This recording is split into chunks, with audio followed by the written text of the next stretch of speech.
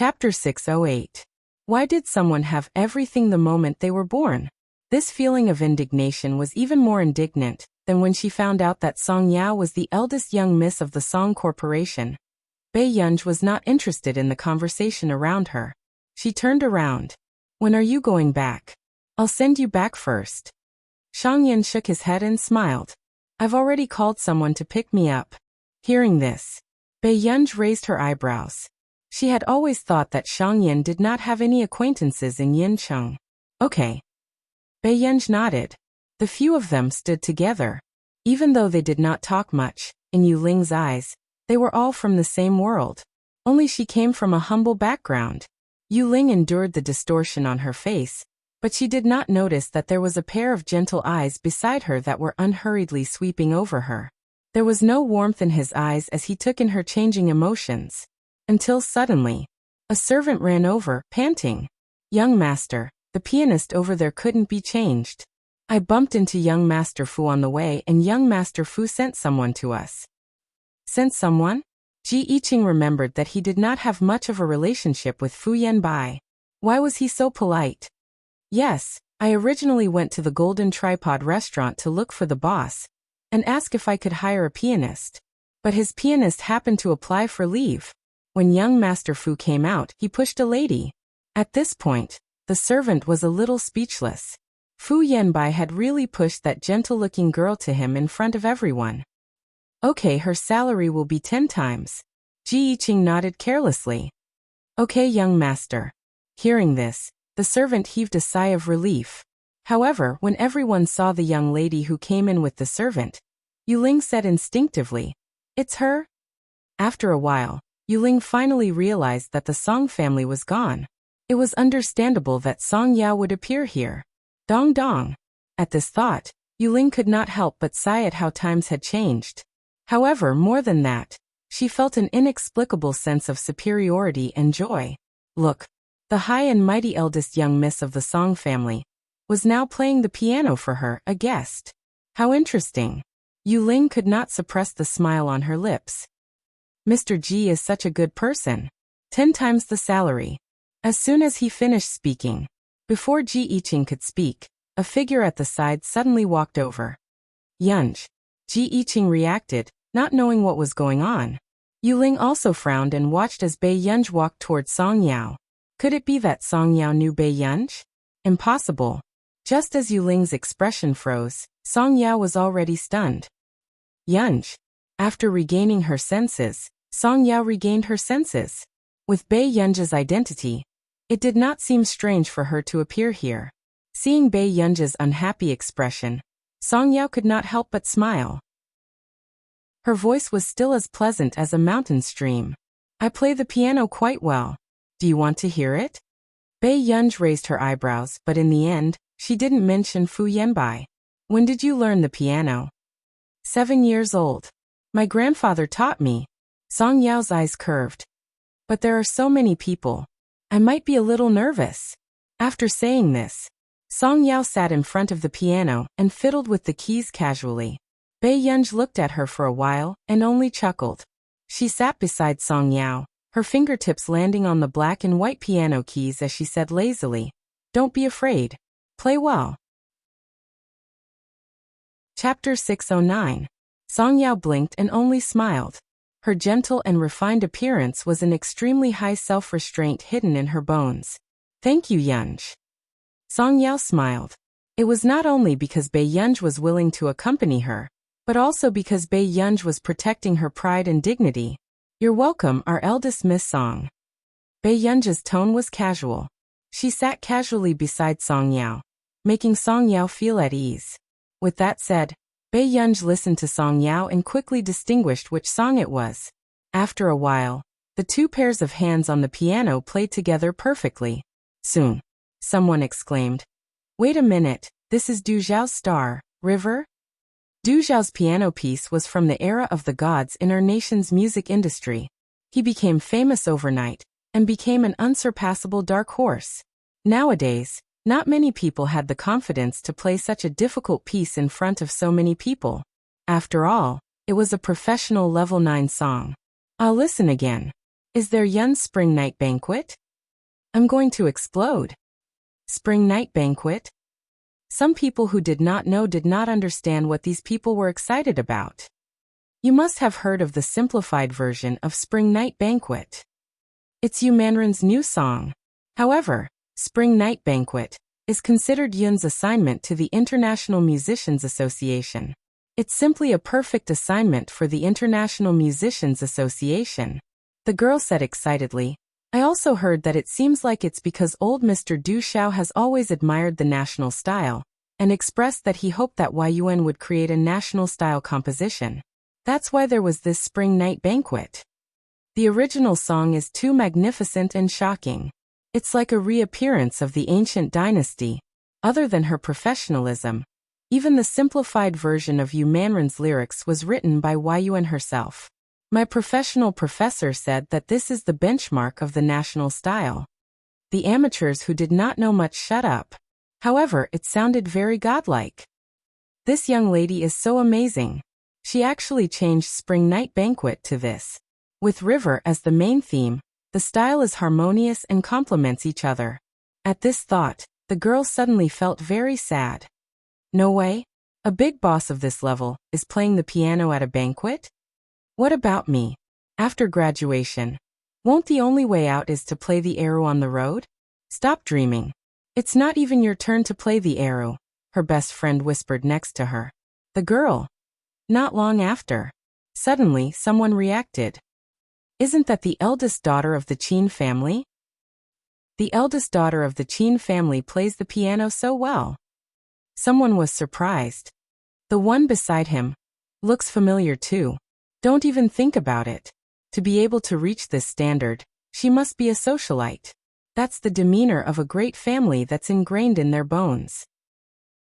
Not far away, Yuling, who had heard the discussions around her, almost turned green and red. Her fingers clenched the corner of her skirt. At first, she thought that she could mock Song Yao, but now, she was in the same situation. But what happened in the end? She was just playing the piano on stage, and people were praising her as a socialite.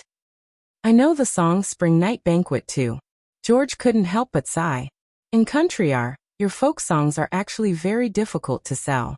But this Yun became the newcomer king of this year's International Musicians Association, with Spring Night Banquet.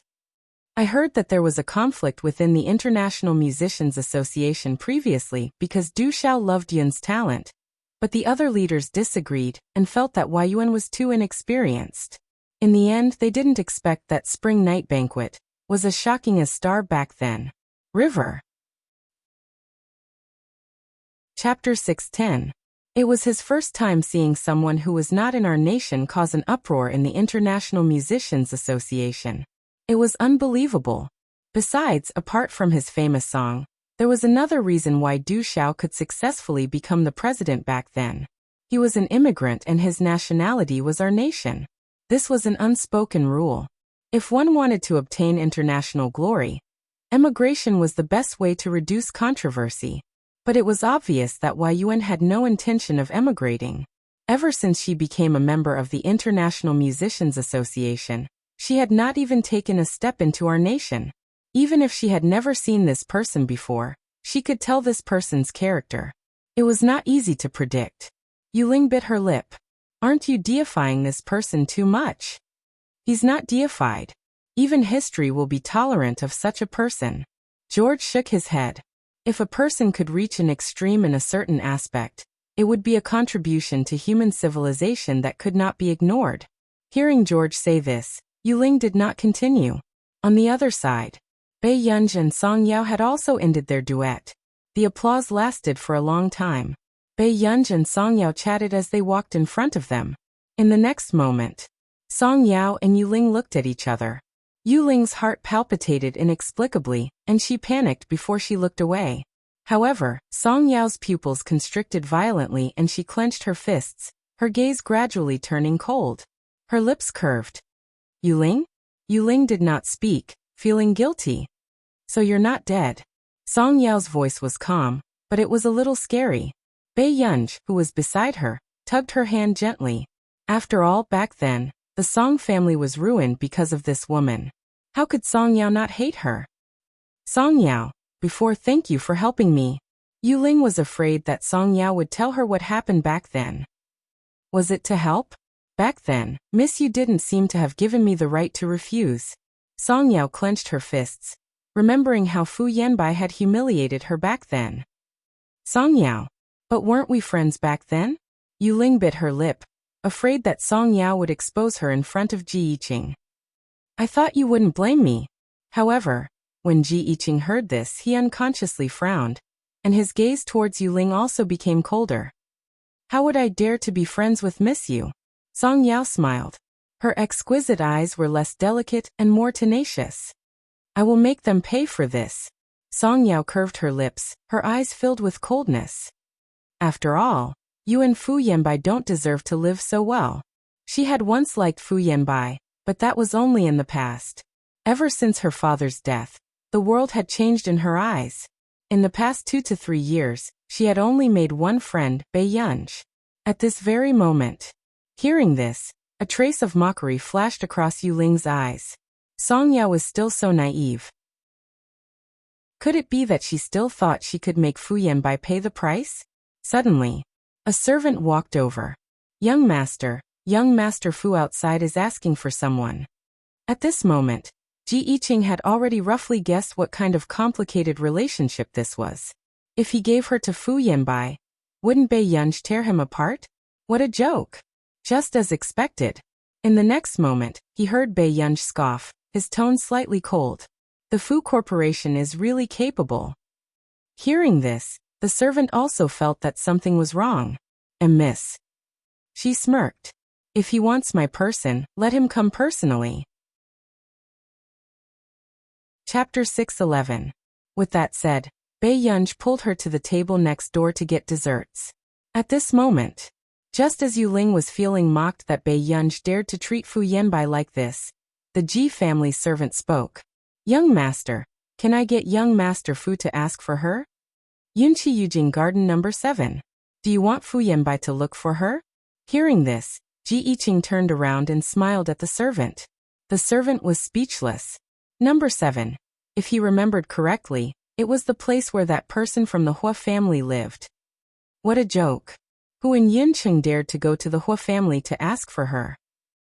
You don't have to say anything. Just tell Young Master Fu that Miss Pei took her away.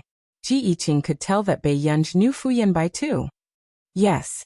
After the servant left, Yu Ling could not help but ask, is the Qin family very powerful? Even if it was a new force, would they really dare to go against the Fu Corporation because of Song Yao? The Qin family is like the sun in the sky. The newly appointed President Qin is also very business-minded. It's only a matter of time before they jump into the international market. Ji Yiqing glanced at her and smiled slowly. As for Miss Pei, although her temper isn't too good, I believe the Fu family won't want to go against her friends. Just one was enough to shut the Fu family up. Besides, that person from the Hua family was simply protective. At this moment, Yu Ling felt even worse. Jealousy seemed to be rolling in her chest, and she could not suppress it. She forced a smile and said, Then will the Qin family dote on Miss Pei so much? Did they provoke such a strong enemy for the elder young miss? Suddenly, the servant beside her interrupted, her tone filled with envy. The Qin family? The Qin family is famous for doting on their only sister. Back then, our young master was also invited. That birthday banquet at Yuther residence cost more than 100 million yuan. Ji Yiqing did not deny it. And Yu Ling's expression instantly turned ugly. A birthday banquet costs more than 100 million yuan. Yuther residence is a private residence, right? George, who was standing beside Yu Ling, finally heard a familiar name. Ji Yiqing replied. Is the owner of Yuther Mansion a member of Miss Pei's family? George's tone was full of envy. The Yuther Mansion was designed by a famous architect in our country. He spent half of his life to design it. Even the murals in the inner corridor were personally carved by him for 5 years before they were completed. I'm not too sure about that. If you want to take a look, you can ask Miss Pei. Ji Yiqing smiled. That residence belongs to Miss Pei? George asked subconsciously. That's not it. Ji Yiqing chuckled. If Miss Pei likes the moon in the sky, the owner of this mansion will think of a way to pluck it for her. What's more, it's just a mansion. Hearing this, George fell silent. Why was Miss Pei's life better than their country's princess? At this time, Bei Yunj happened to be back. She looked at Ji Yiqing. Did you call me just now? No, but Mr. George wants to visit the Yuther residence. Can you ask your wife? What? Bei Yunj frowned. Just as George panicked and was about to deny it, Ji Yiqing spoke again. It's the place where you celebrated your birthday. Did that person give you the key? The key? No. Without waiting for Ji Yiqing to speak again, Bei Yunj said, My brother gave it to me. He said it was a 19th birthday present. Chapter 6:12. Ji Yiqing was speechless. Why didn't Master Du give him a platinum royal hotel on his 19th birthday? He didn't even manage to get her, and he had already given Yuther residence away? What's wrong? Bei Yunj raised an eyebrow. Seeing that Ji Yiqing's expression was not too good, she probed. Is the feng shui of that place bad? Even if the feng shui was bad, she could not return what her brother had given her. Ji Yiqing was speechless. George was speechless. No one had considered this question since the beginning of the last century. Yunj, do you know Yuther residence? Ji Yiqing felt like he could not find his voice. Bei Yunj did not know what Ji Yiqing wanted to ask her. She paused and said, It's a rather old but pretty house. Ji Yiqing was speechless. Bei Yunj turned around and glanced at George. You want to walk around, right? Then I'll go and ask where the keys are. She heard from Huashidu that this house needed regular maintenance, so Bei Yunj did not care much about it. No need, no need. George hurriedly rejected. What if he entered and lost something valuable inside and couldn't afford to pay for it? Bei Yunj was speechless. Why are all these people acting so strangely? Yunj, don't lose the keys in the future. Song Yao, who was beside her, suddenly tugged at Bei Yunj's sleeve carefully. Her grandmother used to be an architect, and she knew about this Yuther residence. However, she never thought that one day, the owner of this residence would be standing beside her. Bei Yunj felt that something was wrong with this random instruction. However, in the next second, she turned around and asked Shang Yan, Should I send you back first? No need. I'll chat with Mr. Ji for a while. The person who came to fetch me is almost here. Bei Yunj was surprised to see that Shang Yan and Ji Yiqing were getting along well. She nodded. Brother Ji, take care of Shang Yan. Ji Yiqing said with a smile. Okay, be careful when you go back with Miss Song. After Bei Yunj and Song Yao left, Shang Yan smiled.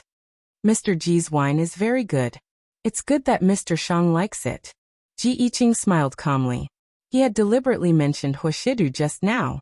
Clearly, he was afraid that Shang Yan would have feelings for Bei Yunj, and wanted Shang Yan to retreat.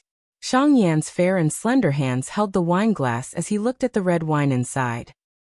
I do like it very much. But I also know that my body can't bear this love. With that said, Shang Yan placed the wine glass on the table. At this moment, only Ji Yiqing knew that Shang Yan was not talking about wine. Ji Yiqing's eyes darkened. He only laughed and didn't say anything. And not long after, suddenly, a young man that Ji Yiqing found familiar walked over. He called out respectfully, but it was not difficult to hear the excitement and nervousness in his voice. President Shang. Nieyu. A hint of surprise flashed across Ji Yiqing's eyes. Wasn't this the assistant to the top decision-maker of Higgins Group a few years ago? Nieyu was stunned for a moment before he recognized Ji Yiqing. He smiled and said, So it's Mr. Ji. You know each other? Ji Yiqing asked. This is my boss. Nieyu nodded. When Ji Yiqing heard this, he was stunned. So this man in the wheelchair was one of the top decision-makers of Higgins Group back then. Chapter 6:13. Ji Yiqing suddenly felt that Shang Yan's conditions were not bad. If nothing happened to his leg. Mr. Ji, my people are here too. Let's meet again in the future. Shang Yan smiled. Mr. Shang, have you not been to Country R in the past few years? Ji Yiqing asked. After all, he had not heard much about this person in the industry in the past few years. Yes, but I'll be going back in a while. Shang Yan's words also shocked Nieyu, who was pushing the wheelchair behind him. Was President Shang finally willing to come back? In the past, no matter what he said, Shang Yan was unwilling to hear any more news from Country R. He thought that it would be difficult for him to see Shang Yan pull himself together in this lifetime. At this moment, Yu Ling, who was observing from the side, also sensed that this man in the wheelchair probably had an extraordinary identity. She clenched her fists instinctively, her nails almost digging into her flesh. She bit her lower lip tightly and her eyes were dark. God was really unfair. Why was it that a person like Bei Yunji's life was so smooth? She could get what she wanted with just a curl of her finger? What about her? Her mother had passed away, and her father was only a high school teacher. She had been taught to tolerate since she was young. Why should she give in to these people? Why couldn't she have a good life? At this thought, Yu Ling's jealousy almost swallowed her rationality and her expression was a little ferocious. No.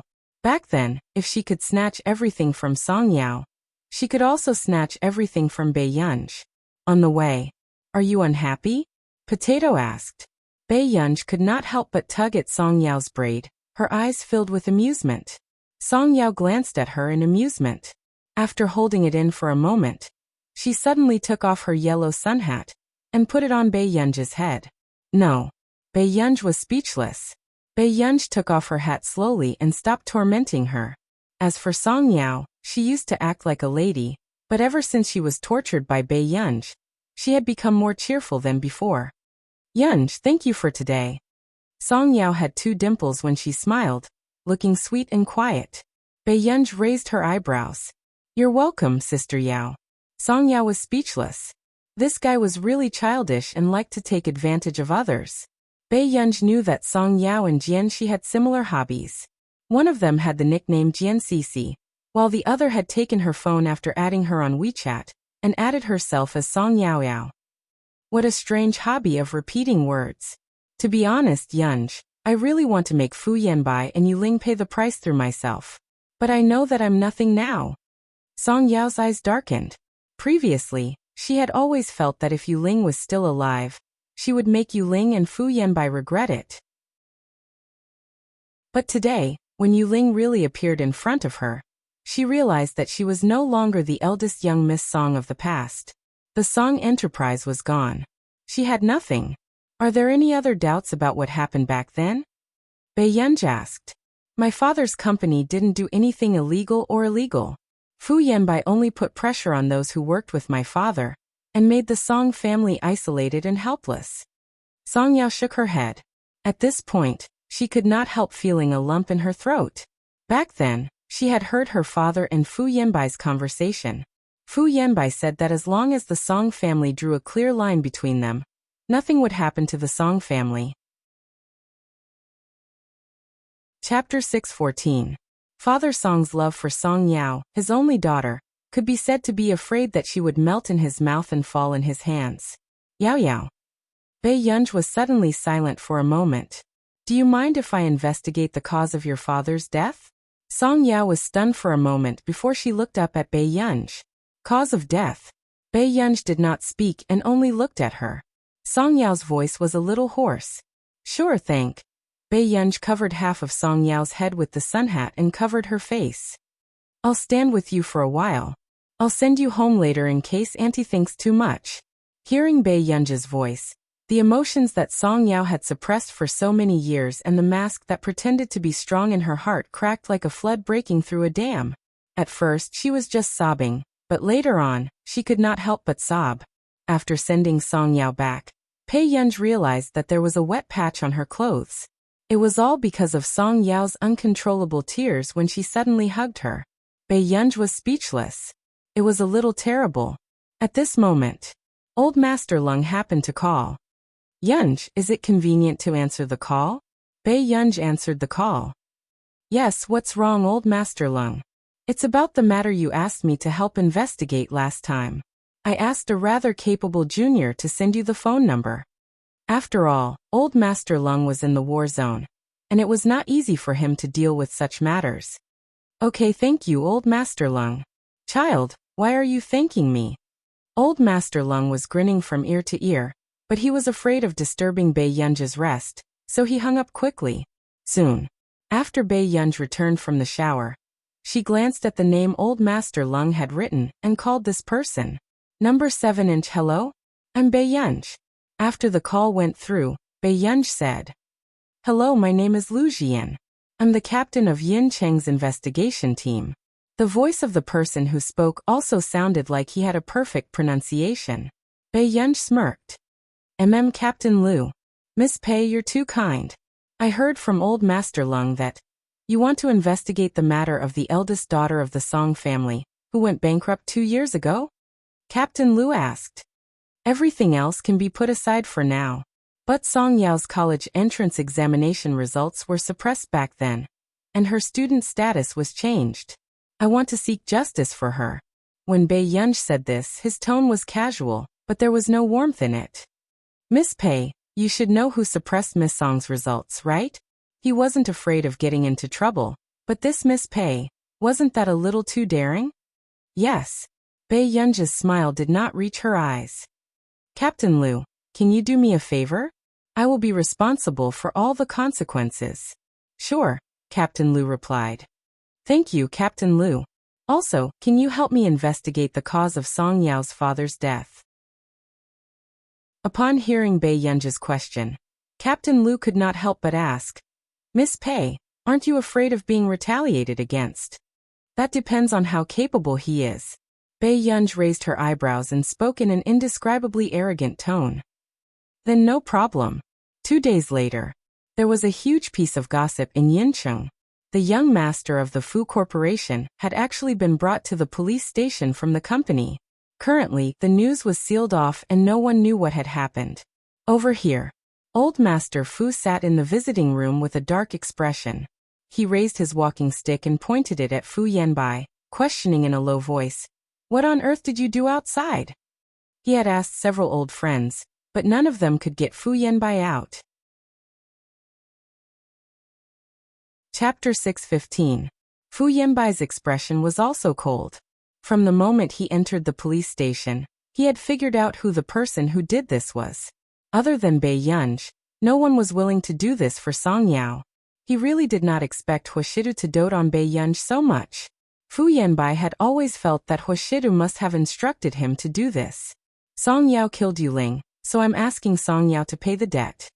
Fu Yanbai said expressionlessly. When Old Master Fu heard this, he was so angry that he slammed the table and stood up, slapping Fu Yanbai. This commotion was not small, and it scared the office staff standing by the side. There was also a very red palm print on Fu Yanbai's fair and handsome face. Old Master Fu really did not show any mercy. So you were the one who did this to the Song family? For that indecent woman? Old Master Fu was trembling with anger as he questioned. Previously, he had heard his mahjong friends say that something was wrong with the Song family, but he did not understand what they meant. But now he understood. This bastard did all of this. Is that you woman worth you doing this? What did you do to Song Yao? Her college entrance examination results are gone. I was the one who made her go from year 3 to year 2. At this point, Fu Yanbai suddenly smirked sarcastically. If it wasn't for this, I wouldn't have planned to let her graduate. He knew that Song Yao would not give up on studying. Her pursuit was the academic circle. Therefore, he wanted to see how Song Yao stopped at the last step, and had no choice but to give up everything.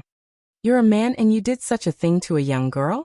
Old Master Fu felt that his heart was beating too fast, and he was about to faint from anger at this bastard.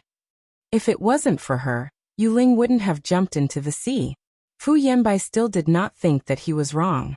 However, Old Master Fu really wanted to strangle this stubborn bastard to death with his own hands. Do you know what the people I found told me? At most, they'll reduce your sentence and let you go to jail for 1 year less. Grandpa, Hoshida did this. Of course, it's useless for you to find someone else. Fu Yanbai's eyes darkened.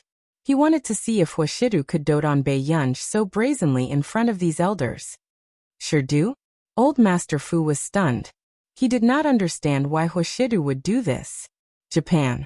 Huashidu received a call from Old Master Fu. Shidu, how have you been? A strange look flashed across Huashida's pale-colored eyes and he said in a low voice, Pretty good. Is Grandpa Fu in good health? And if Fu Yanbai doesn't do such beastly things, I can also live a long life. Huoshida smiled. What happened? Hearing Huoshida's question, Old Master Fu was puzzled. If Huoshidu was the one who did this, how could he pretend not to know? Shidu, do you have a little girl with you? Huoshidu replied unhurriedly, yes. Old Master Fu was silent for a moment. Then about Song Yao, did you help gather evidence and get Yanbai to go to the police station? Hearing this, Huoshidu raised his eyebrows slowly and the pen in his hand paused. Fu Yanbai went to the police station? Huoshida's eyes darkened. After thinking for a while, he rubbed the pen with his fingers. This seemed to be done by that child. However, Huoshida did not expect this young girl to do such a big thing without batting an eyelid. He smiled silently. Chapter 6:16. Grandpa Fu, I'm sorry. My child is insensible. When the man said this, he was slow and did not sound apologetic. Old Master Fu could tell that something was wrong. Shidu, you don't know about this either? Huoshidu had always been a person who did not hide anything. Old Master Fu had watched him grow up, so of course he knew this. The young lady has done a lot of things. It's indeed quite difficult to know everything. Although he said that, it was not difficult for Old Master Fu to hear the doting tone in his voice. What made Old Master Fu unable to believe was that the person who could dote on the young lady like this was that aloof Huoshidu. Old Madame Hua had complained a lot that her eldest grandson was unreliable. This was only slightly better than being a monk. Shidu, can you help Grandpa Fu? Old Master Fu asked. Old Master Fu was a reasonable person, but in the end, Fu Yanbai was his biological grandson. I want to help you too, Grandpa Fu. Huoshida's low and calm voice was pleasing to the ear. But that young lady is vengeful.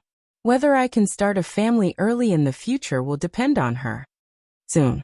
Song Yao also found out about this because Old Master Fu came looking for her. She did not expect Fu Yanbai to really be sent to the police station. Miss Song, I'm really sorry. Yanbai has gone overboard in this matter. I will definitely teach him a lesson. Old Master Fu raised his walking stick and bowed to Song Yao solemnly. Old Master Fu, you. Song Yao took a step back instinctively, but was interrupted by Old Master Fu. Is Mrs. Song all right? Mother maintains a breakfast shop and occasionally sells desserts. I also work myself and can maintain my life. The Song family's matter has already caused this. Our Fu family has an unshirkable responsibility. Old Master Fu asked, Miss Song, if you don't mind, I'm willing to bear all the expenses for you and Mrs. Song. Old Master Fu, you're too polite. Song Yao clenched her fists subconsciously and pursed her red lips. Old Master Fu said, Miss Song, don't think too much. I'm only doing this to compensate the Song family and repay my grandson's debt. Suddenly, Old Master Fu Yanbai's debt was a life. It's very difficult to repay it. Old Master Fu froze instinctively. Then he turned around and saw Pei Yunj walking in. He hesitated. You are? Sir, I'm Bei Yunj. Bei Yunj's lips curved into a smile.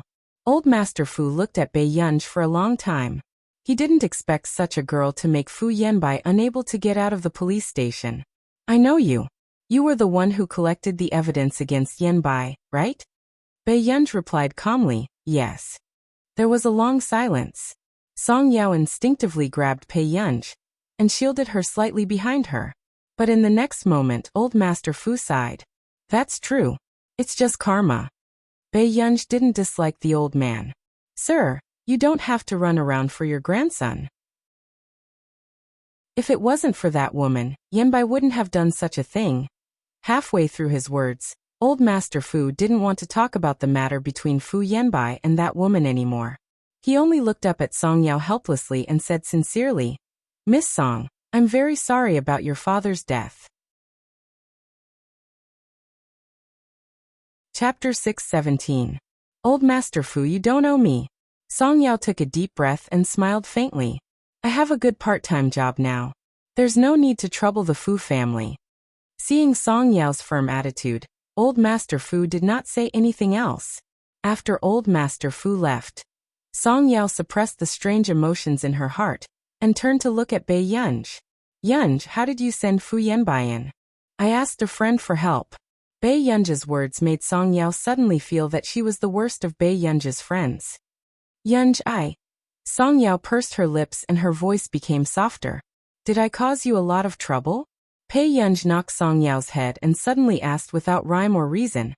Is Auntie Song here? Can I go and have a meal? Song Yao was stunned for a moment before she laughed. Sure. My mother has wanted you to come to our house as a guest for a long time. But she was afraid that you would dislike it. It was not a good thing to offend Fu Yanbai. I do owe him a favor for making someone I just met busy collecting evidence. But this is not trouble. Bei Yunj had just finished afternoon tea with Elder Zhong, and called Huashidu when she came back. However, seeing that Huashidu did not answer, she called the landline in the study. At the computing institute, the blonde old man, who was waiting for Huashidu in the study, asked. Bei Yunj, who was leaning against the pantry and plucking Si Qingyan's bonsai, stopped. However, she did not expect an old man from our nation with a Neely accent to answer the call. Hello, who are you? She could not help but chuckle. Grandpa. Although Bei Yunj had never been to the Hua family's old mansion, she still knew that old Master Hua had passed away a long time ago. The old man did not seem to be very patient, and his tone was filled with displeasure. I'm the grandfather of the owner of this house. Hearing this for a moment, Bei Yunj almost thought that she had called the wrong number. Before Mr. Fernandes could finish his words, he suddenly heard the other party say lazily, It's fine. What a coincidence, Grandpa. I'm here to ask the owner of this house for living expenses. As for this old man with an authentic Neely accent, it was obvious that he was a liar. Who are you? Let me tell you, I don't have so much time to chat with a girl like you. It seems like you don't know. As Pei Yunj walked to her research lab, she sent a message to Huashidu as she smiled lazily. I've been raised by him for a long time. He's the one who gave me my living expenses. Mr. Fernandes paused. What did you say? A girl was asking for livings to ask for living expenses? You're a liar. Mr. Fernandes' voice turned cold as he refused to admit it. Believe it or not, that's up to you. Estuzazazazaz, Bei Yunj GG. What? Pei Yunja's interest was piqued. She wanted to know how long this old gentleman, who was not good at deception, could continue acting. Teat. Bei Yunj chuckled when she heard this old man calling her a thief. Then, her lips suddenly curled up and she said leisurely, If you don't want anything to happen, I think you'd better take some action. On the other hand, Mr. Fernandes widened his eyes. He could not believe that this young lady had made extortion sound so fresh and refined. Shouldn't most young ladies think about how to get his approval first? Why did she start extorting him directly? Chapter 618. Little girl, aren't you too short-sighted? Do you know how rich I am? The old man asked in disbelief. Bei Yunj smiled when she heard that. After she sent the message, she started to write the experiment report. We young people are only interested in earning quick money. The old man was speechless. Think carefully, Grandpa. With that, Bei Yunj hung up the phone and looked at the message she had sent to Huashidu. However, she guessed that he was still in a meeting and did not see it. The security system is too lousy. Bei Yunj objectively evaluated the hotel Huashidu was staying at. At this moment, old Mr. Fernandes, who was sitting in Neely Hotel, felt that he had fallen into the #1 crisis of his old age. He really did not expect that the biological grandson he was most proud of would actually do such a thing. Although it was not uncommon to keep young girls as mistresses in the industry. But if it was exposed, it would still have a certain impact. No, Sai, did you hear that? The old man thought of this and looked anxiously at his old butler. That. Old sir, after all, Mr. Huashidu is just a young man full of vigor. Actually, this is very normal. Nosai said softly. You're right. The old man nodded. Not long after, he immediately grabbed Nosai's hand. Nosai, quick. Send a message to this girl, and ask her for her bank account number. Are you planning to? Nosai hesitated for a moment. There were 7 biological grandsons in the family, but the only one who could make the old man take the initiative to pay hush money was probably Mr. Huashidu, who had the worst relationship with the old man. Aren't you talking nonsense? Shidu's reputation is very important. Hearing that, Nosai quickly sent a message to Bei Yunj. At this moment, 27kk Bei Yunj was still writing a report and did not read the message. But a few minutes later, Bei Yunj's phone kept ringing with unknown calls. Bei Yunj's eyebrows moved and she picked it up without looking. Who is it? The old man could not wait any longer and snatched the phone from Nosai. Give me your bank account number. After that, the old man immediately hung up the phone, as if he didn't want to say another word to Bei Yunj. Bei Yunj? Question mark. Were scammers nowadays so competitive? Bei Yunj laughed, leaned back in the chair, and slowly sent the card number over. Si Qingyan, who was passing by, glanced at Bei Yunj, whose eyes were curved, and felt a chill run down his spine. The last time Bei Yunj smiled at him like that, his half-year prize had been taken away by Bei Yunj. At the thought of this, Si Qingyan hurriedly went to the pantry, not daring to stay in this troublesome place. In the research room, Bei Yunj had just finished writing her report when she saw several text messages. Your debit card ending with XXXX received 10 million yuan at 14:30 on October 5th. Your savings card ending with XXXX received 100 million yuan at 14:32 on October 5th. Your savings card ending with XXXX received 100 million yuan at 14:35 on October 5th. Bei Yunj. Were all scammers these days so sincere? After coming back to her senses, Bei Yunj was about to make a call when she received several text messages from unknown numbers. How much is your annual living expenses?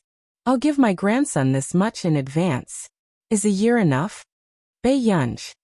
At this moment, Bei Yunj vaguely felt that she had gone overboard again. On Neely's side.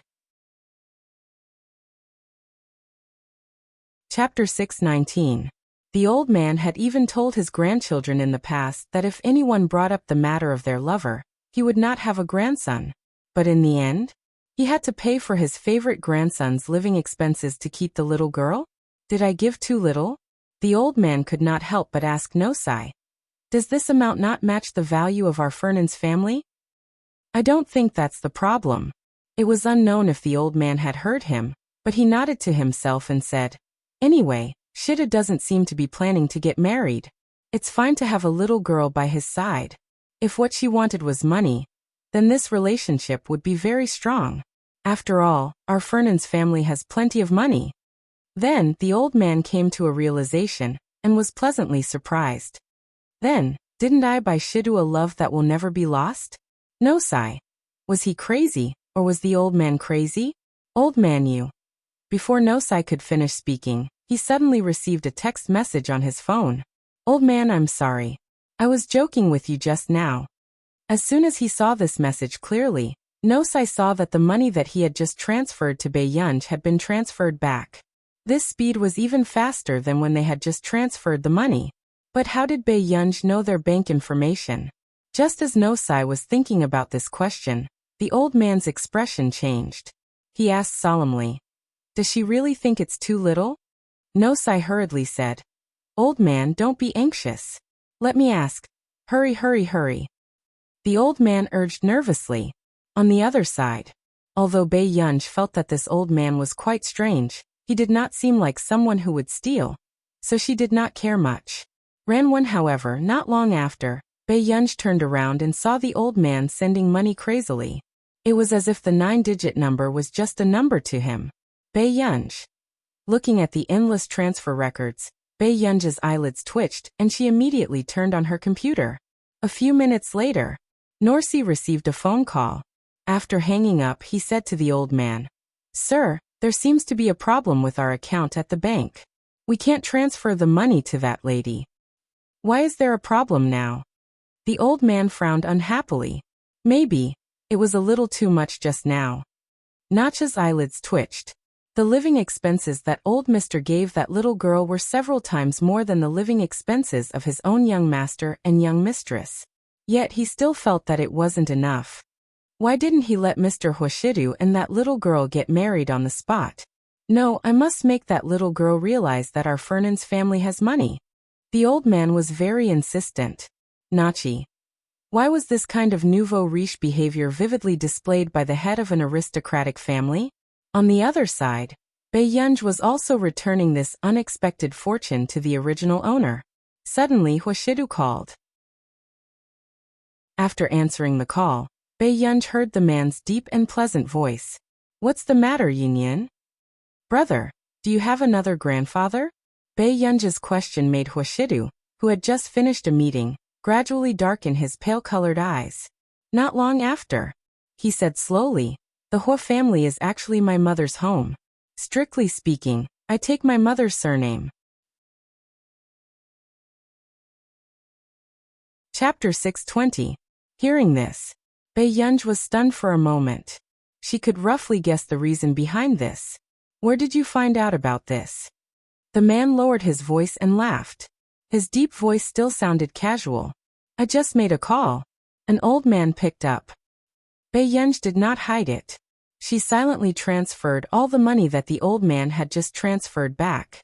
She could also tell that her brother did not have a good relationship with that old man. What did you say to him?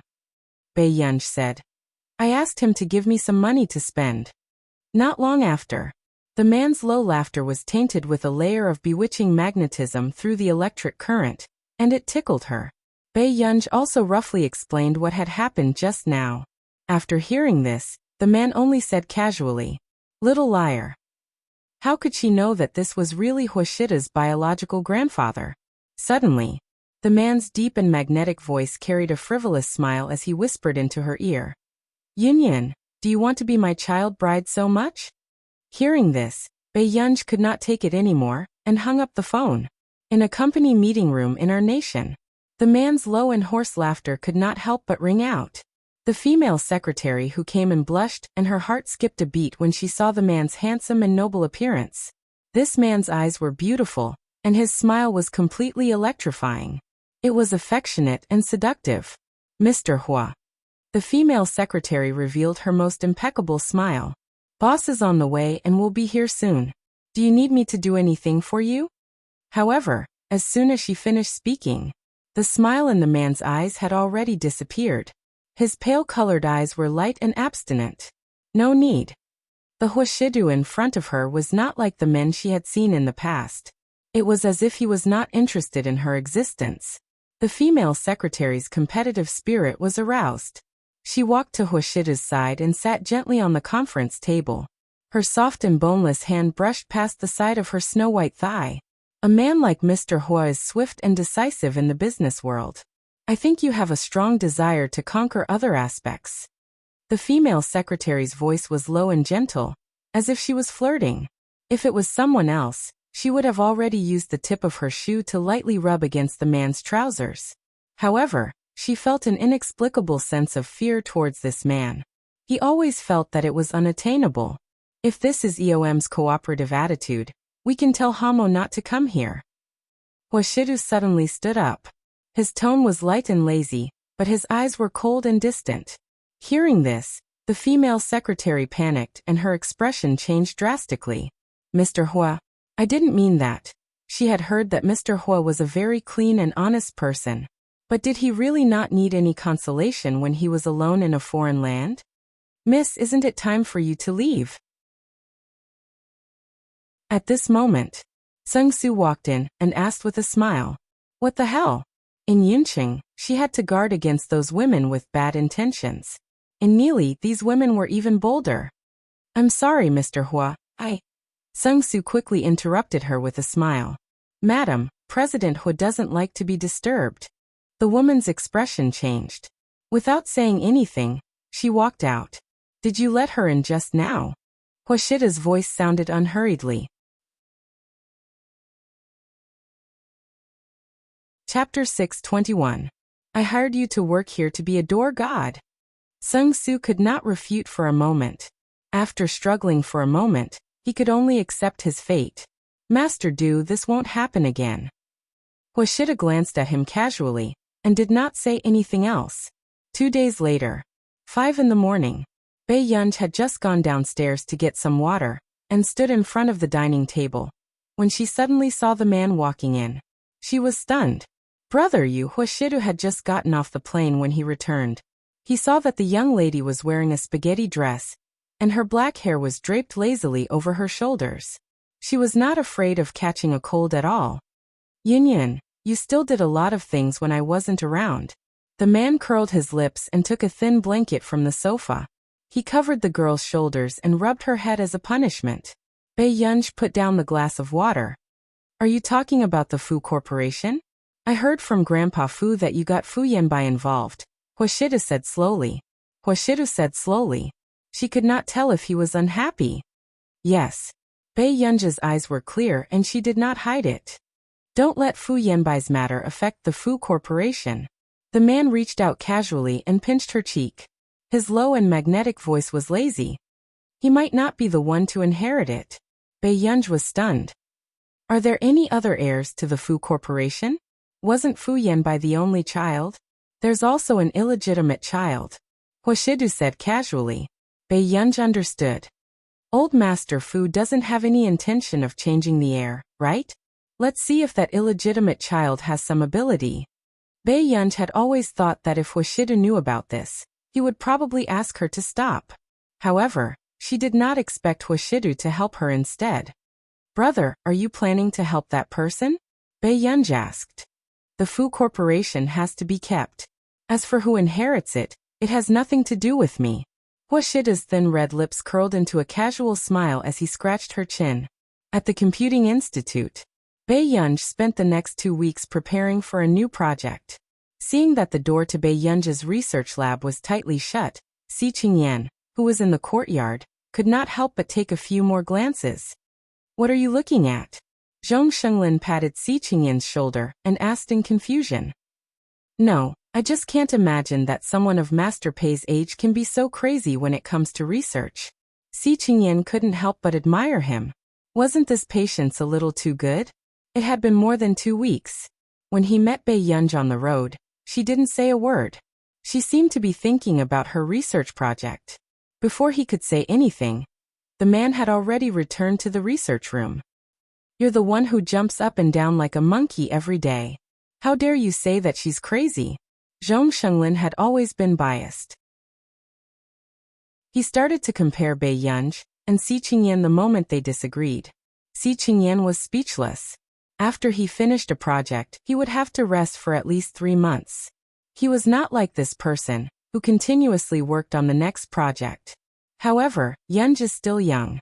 It's not appropriate for her to stay in the research room all the time. Zhong Shenglin frowned and said worriedly. Then how about this? I heard that Neely University has placed the competition in the center of Yincheng. Why don't I take her around? Si Qingyan also felt that Bei Yunj's life should not only be about research. If she continued to stay like this, not to mention her body, she would probably have more psychological problems.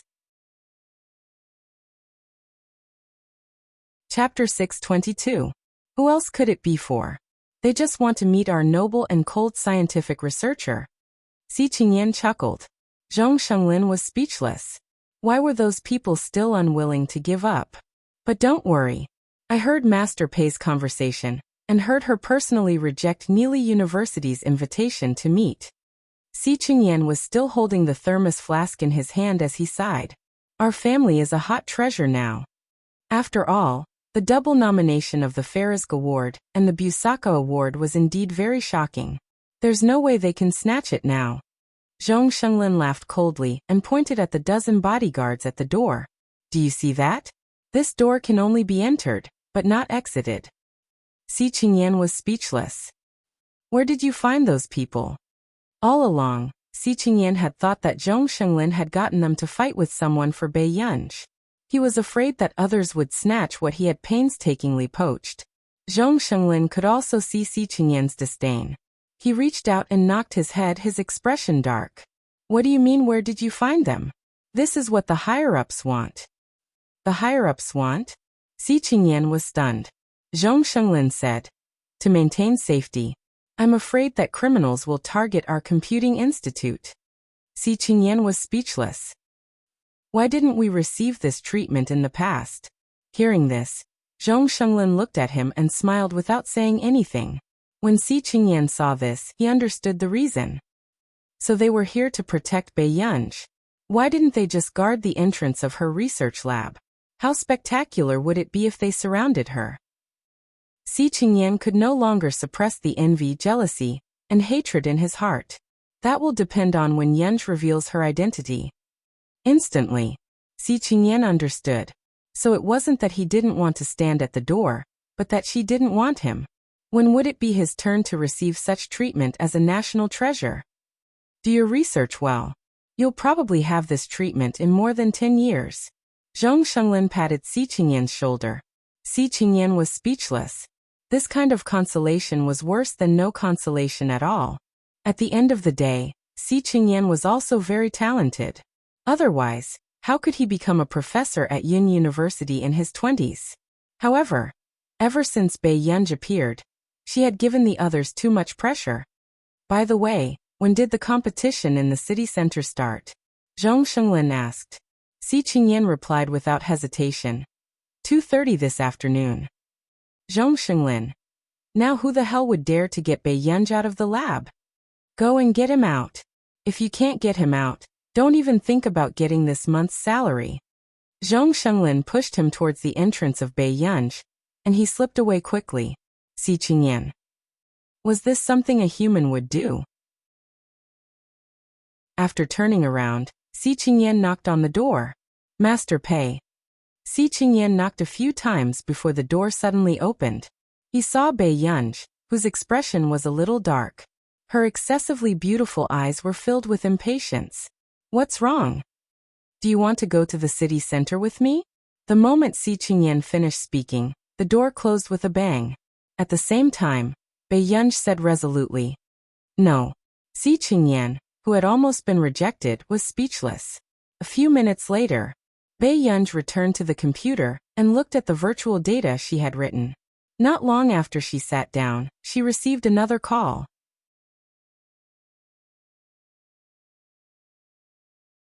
Chapter 623. Bai Yunj glanced at the caller ID and answered the call. What's wrong? Song Yao, who was preparing for the competition, noticed that Bai Yunj's voice seemed a little hoarse. Guer, I'm having a competition this afternoon. Are you coming to watch? Song Yao's voice was gentle and soft, making people like her immediately. I'm busy. Bai Yunj stared at the screen intently.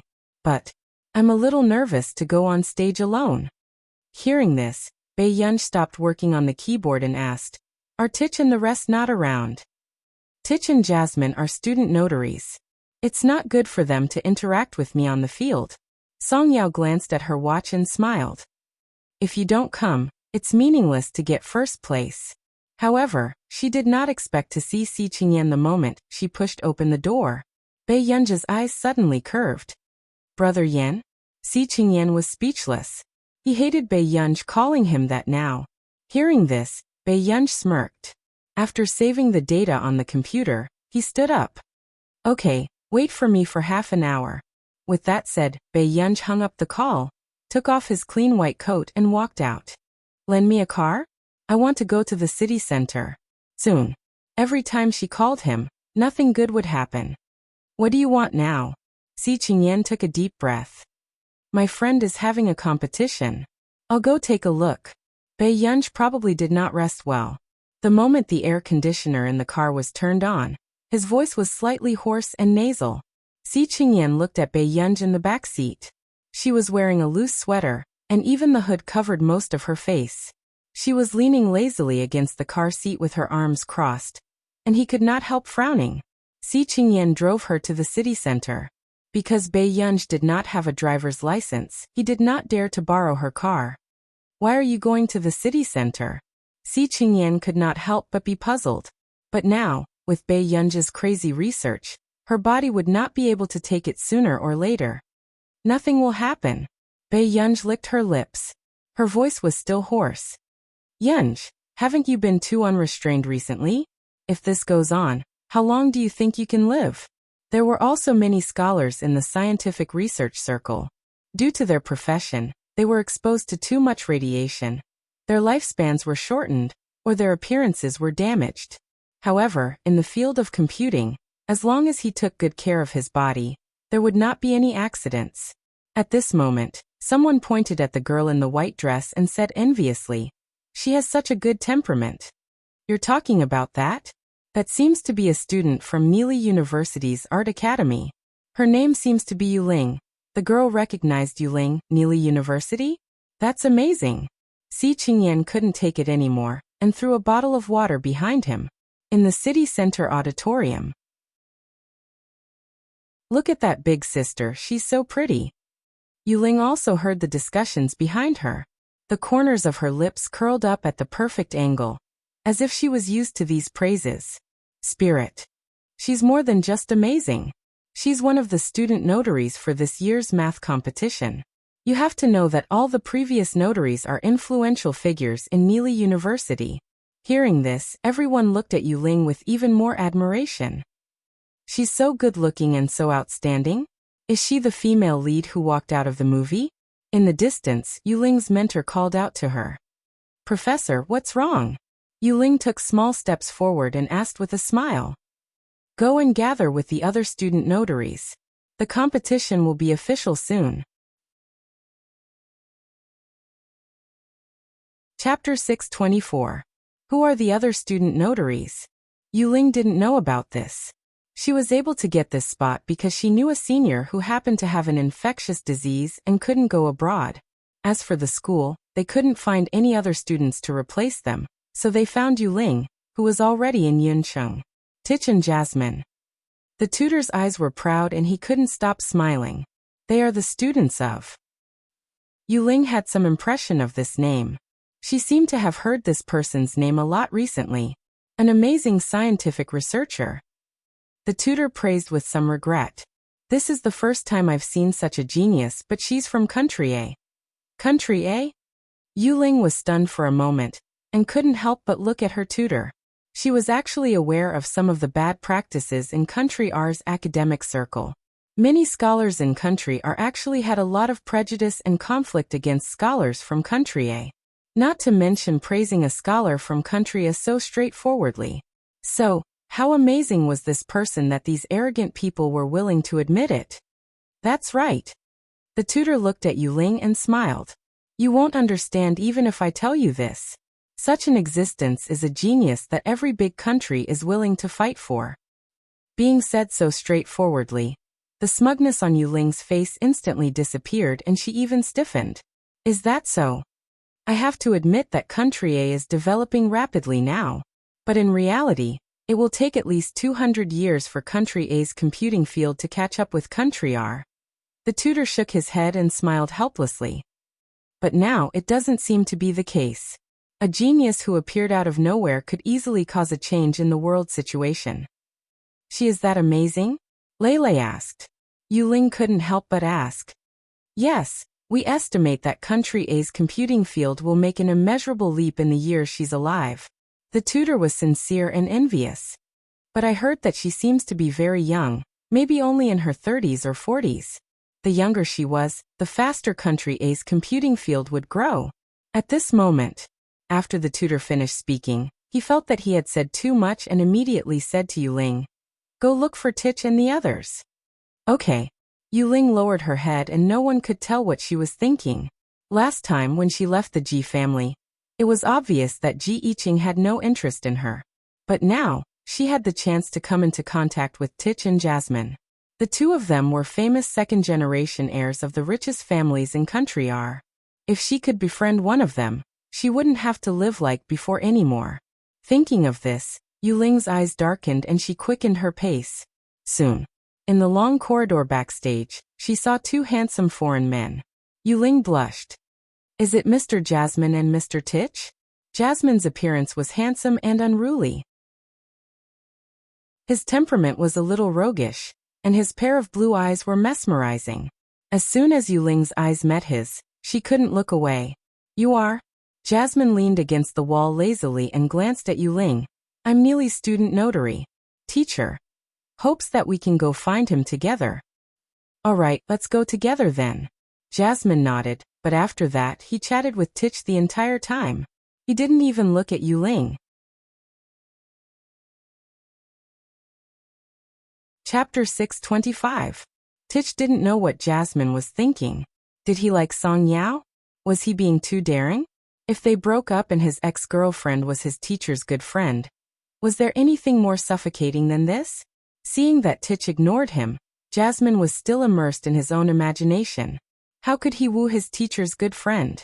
At this moment, when Yuling heard the word Yao, she panicked inexplicably.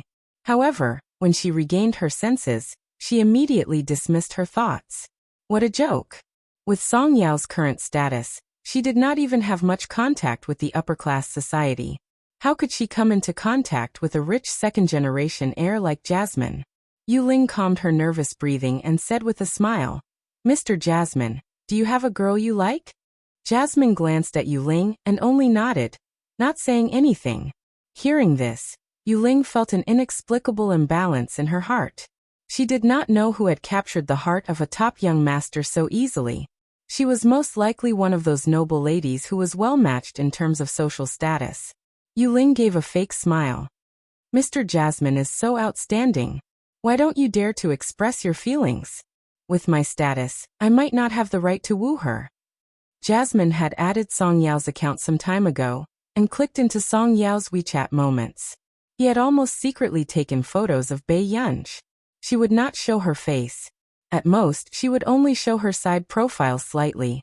However, those who were familiar with her would be able to recognize Bei Yunj at a glance. When Yuling heard this, she felt that her guess was right. "I think that young lady should be very beautiful and capable, right? Unlike me, who studied design and barely got into Neely University," Yuling said with a smile. Tich glanced at Yuling and said nothing. At this moment, Jasmine's eyelids lifted slightly as he casually agreed. "Yes, it's very impressive." Yuling's expression changed and her smile froze.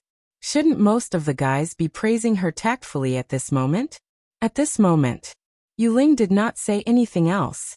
The three of them went backstage to look at the machines needed for the competition. Tich and Jasmine were not interested in this and did not pay much attention. On Yuling's side, she casually flipped through the competition group and suddenly saw a familiar name. Song Yao. Yuling's eyes darkened, and she suddenly remembered that Song Yao had been forced to repeat high school by Fu Yanbai. So it turned out to be true. The corners of Yuling's lips suddenly curled up, and she was in a good mood. She never thought that one day, she would be a notary and Song Yao would be a competitor. In the past, Song Yao was the top student in Yincheng First High. He was more outstanding than her in every aspect. He looked so high and mighty. Thinking of this, Yuling laughed mockingly. Then, she recalled the words she had heard on the road earlier. They seemed to be discussing that Xia Ning was also participating in the competition. Yuling remembered this junior.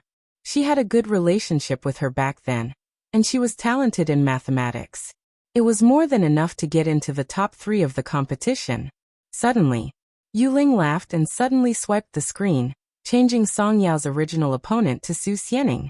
If Song Yao did not pass the first round, she had no hope of entering the top 10. Yuling's eyes were filled with uncontrollable joy and jealousy. She wanted to see if anyone could help Song Yao this time. After the competition started for a while, a familiar person backstage suddenly shouted, "Song Yao, where did you come from?"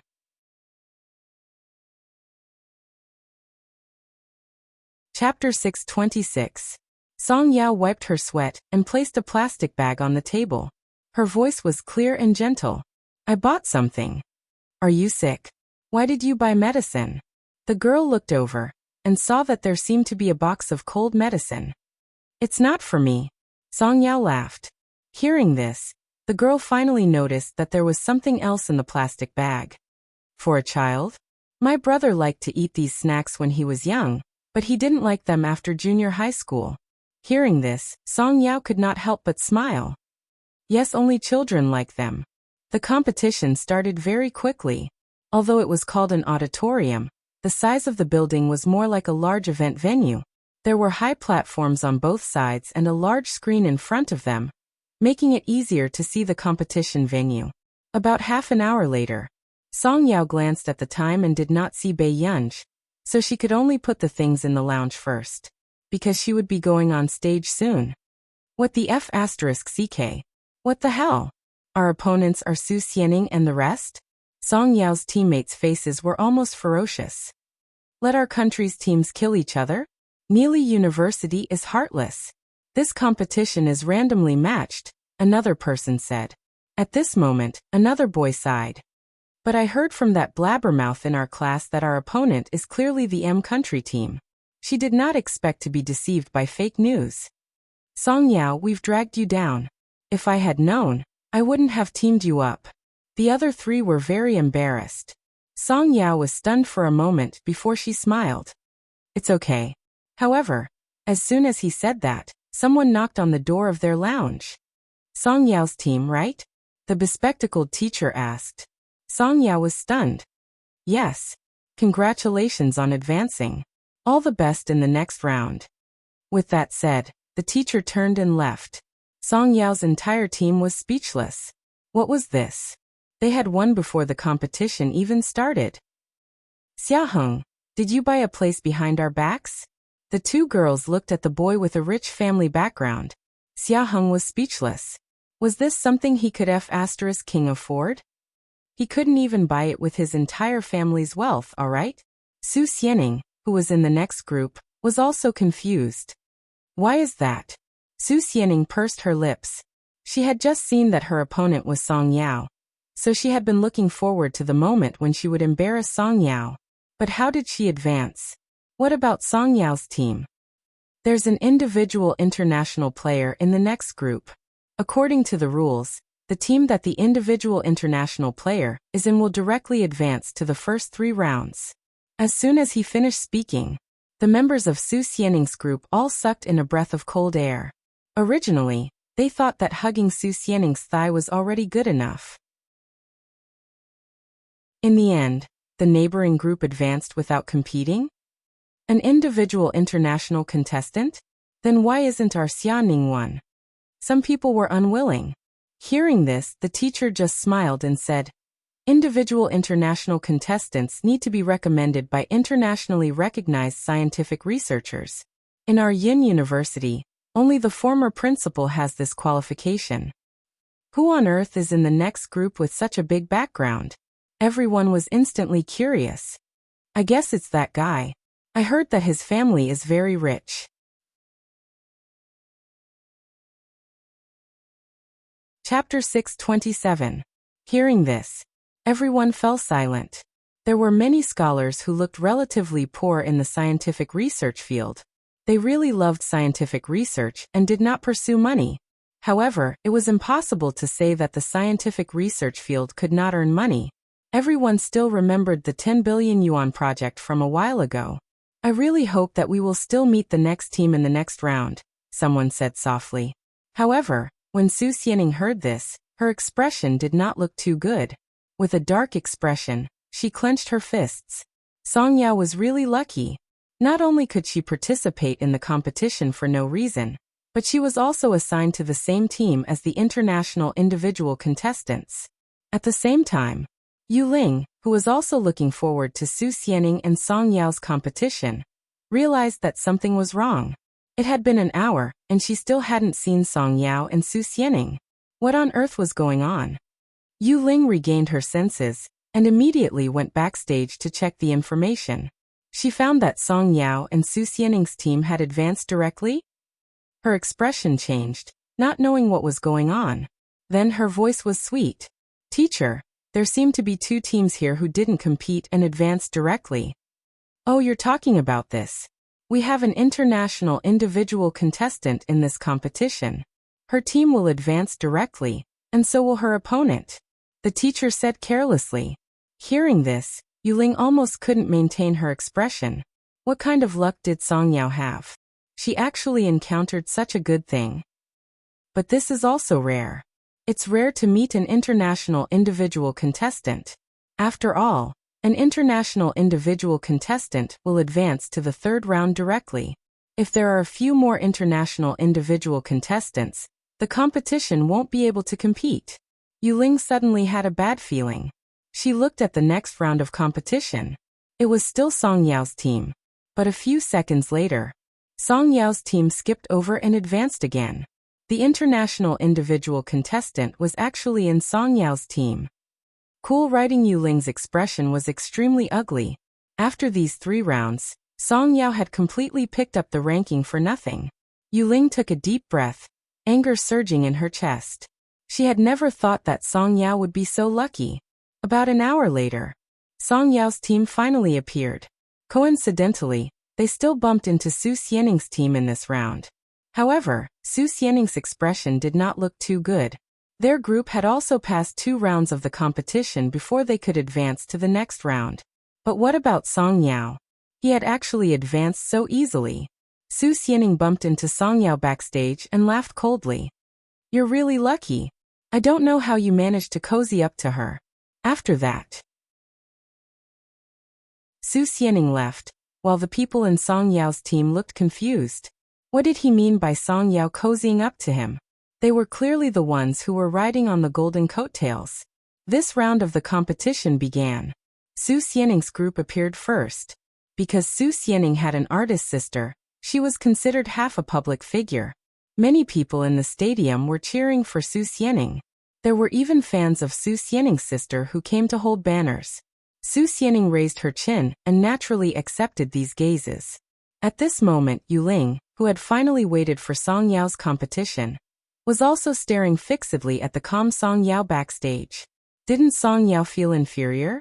But she had already become a pile of mud that anyone could step on. How could she still maintain her arrogance? Yuling unconsciously clenched her fists. Seeing that Song Yao was still calm and composed despite the awkwardness of no one supporting her team, she looked forward to seeing this elder young miss being trampled on even more ruthlessly. Suddenly, Chapter 628. Everyone looked up and saw an excessively beautiful girl with bright eyebrows lazily leaning against the railing.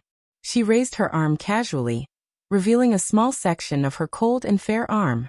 She waved the bouquet of white roses in her hand at Song Yao casually, a smile on her lips. Bei Yunj did not speak and only looked at Song Yao with curved eyes. But in the next moment, Bei Yunj suddenly saw a big heart on the support sign from the corner of her eye.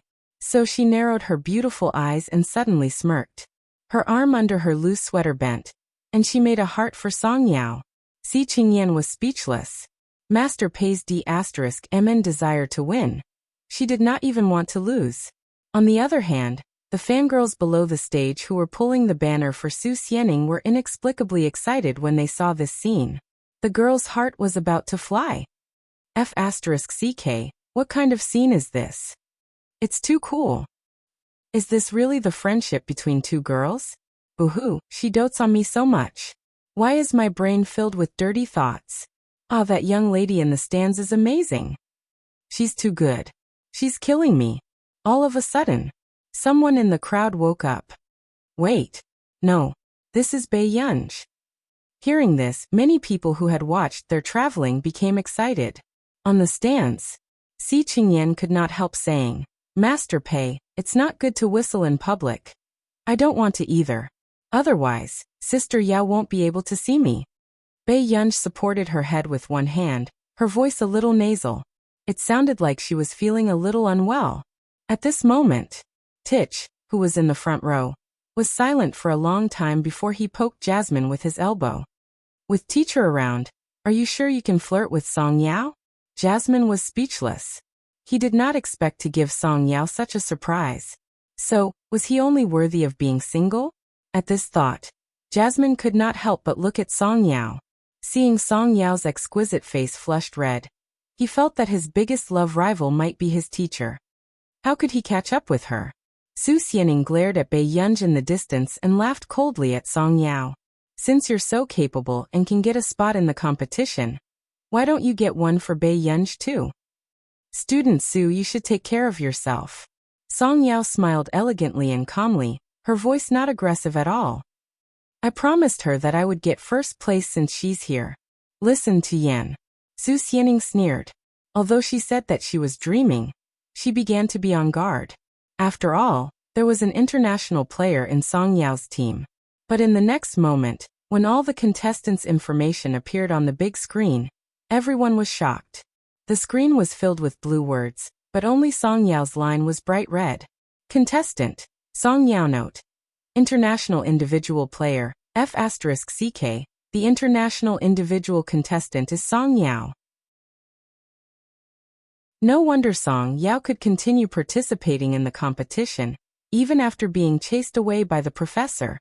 The people in Su Xianing's group were discussing in low voices. Shut up. Su Xianing glanced at them coldly, then gritted her teeth and looked at Song Yao coldly. How was this possible? Why was Song Yao the international individual contestant? No. Impossible. Yu Ling, who was also unable to accept this fact, suddenly stood up from backstage. Her face was livid and her fingertips sank into the flesh of her palm. Chapter 629. Why was Song Yao so lucky? She was clearly no longer the elder young miss of the Song family. What right did she have to become the focus of everyone's attention? How could she have such connections? Yu Ling was even more jealous and her eyes could not hide the darkness. She did not want Song Yao to win against Su Xianing.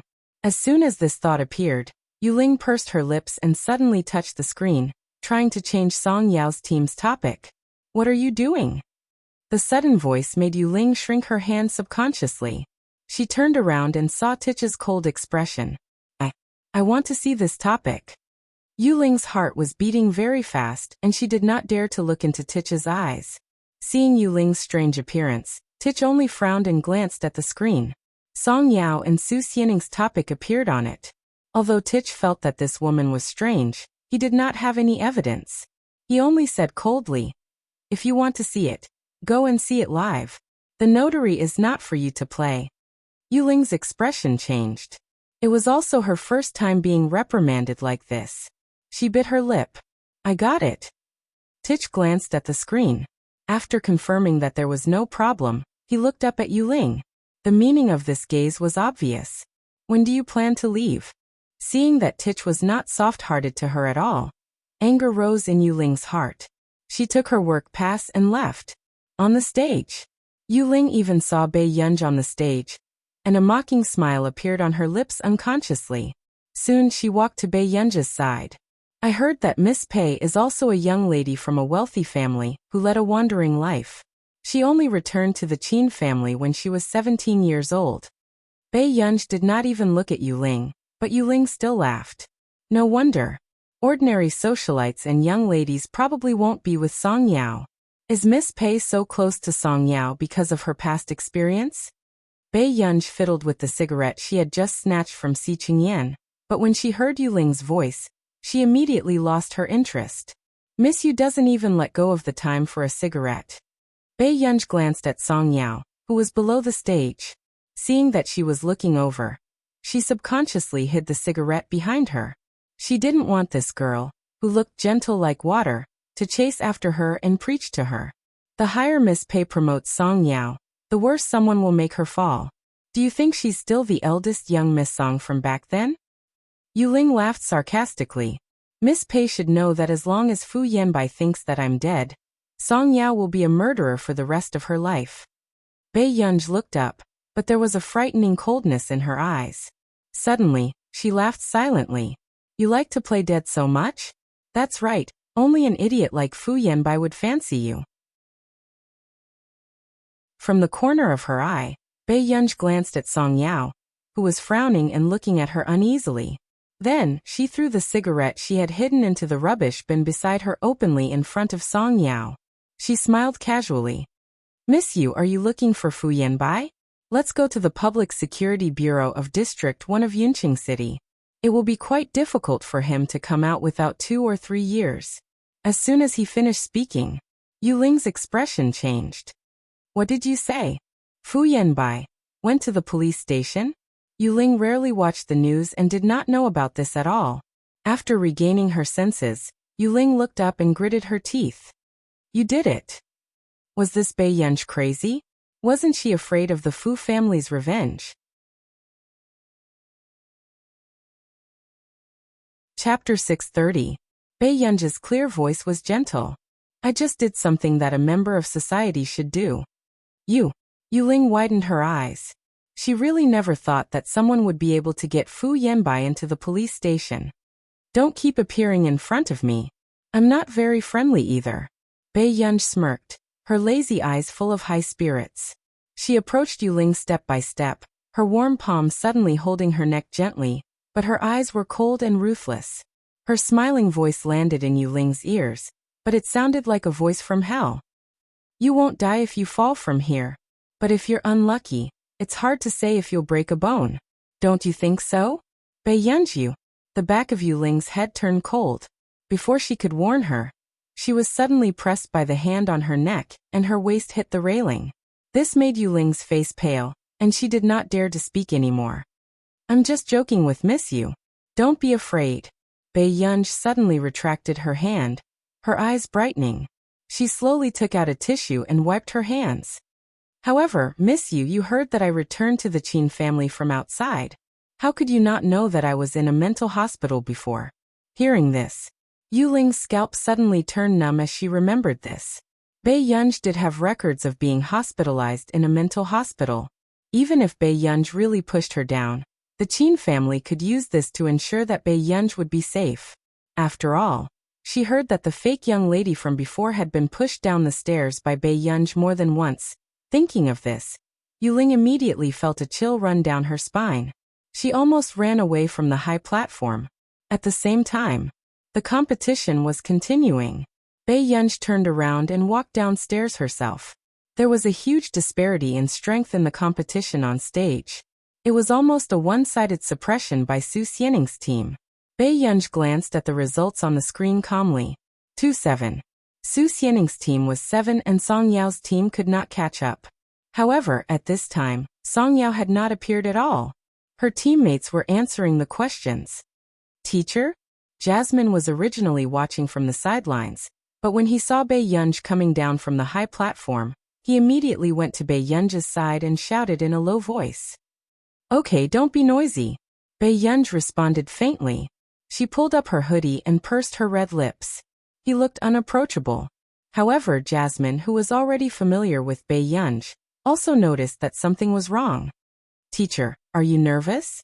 A moment later, Bei Yunj looked at him indifferently. Immediately, Jasmine froze, knowing that he had asked something he shouldn't have. We will win. Don't worry. Jasmine immediately handed Bei Yunj a bottle of ice water and fawned over her. On the stage, Song Yao had noticed Bei Yunj at some point in time. She stared at Bei Yunj, who had just opened the ice cap. Bei Yunj paused. A moment later, Bei Yunj stuffed it to Jasmine and pulled her hat lower, deliberately not watching Song Yao's competition. Song Yao was speechless. If this fellow didn't do it on purpose, she would take her surname. At this moment, Jasmine also felt his teacher's undisguised vengeance. It turned out that his teacher also had the childishness of her age. A few minutes later, Jasmine leaned closer and reminded her kindly, "Shake her and she's about to catch up."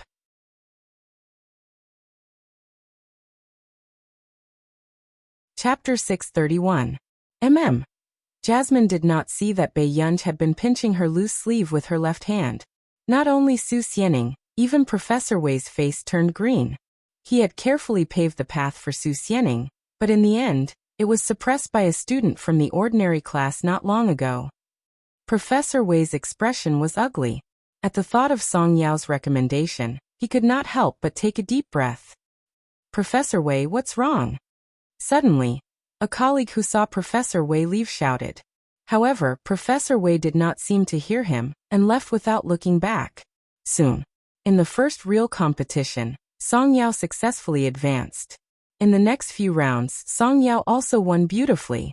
However, when she met Cheng Zihuai in the last round of the competition, she started to feel powerless.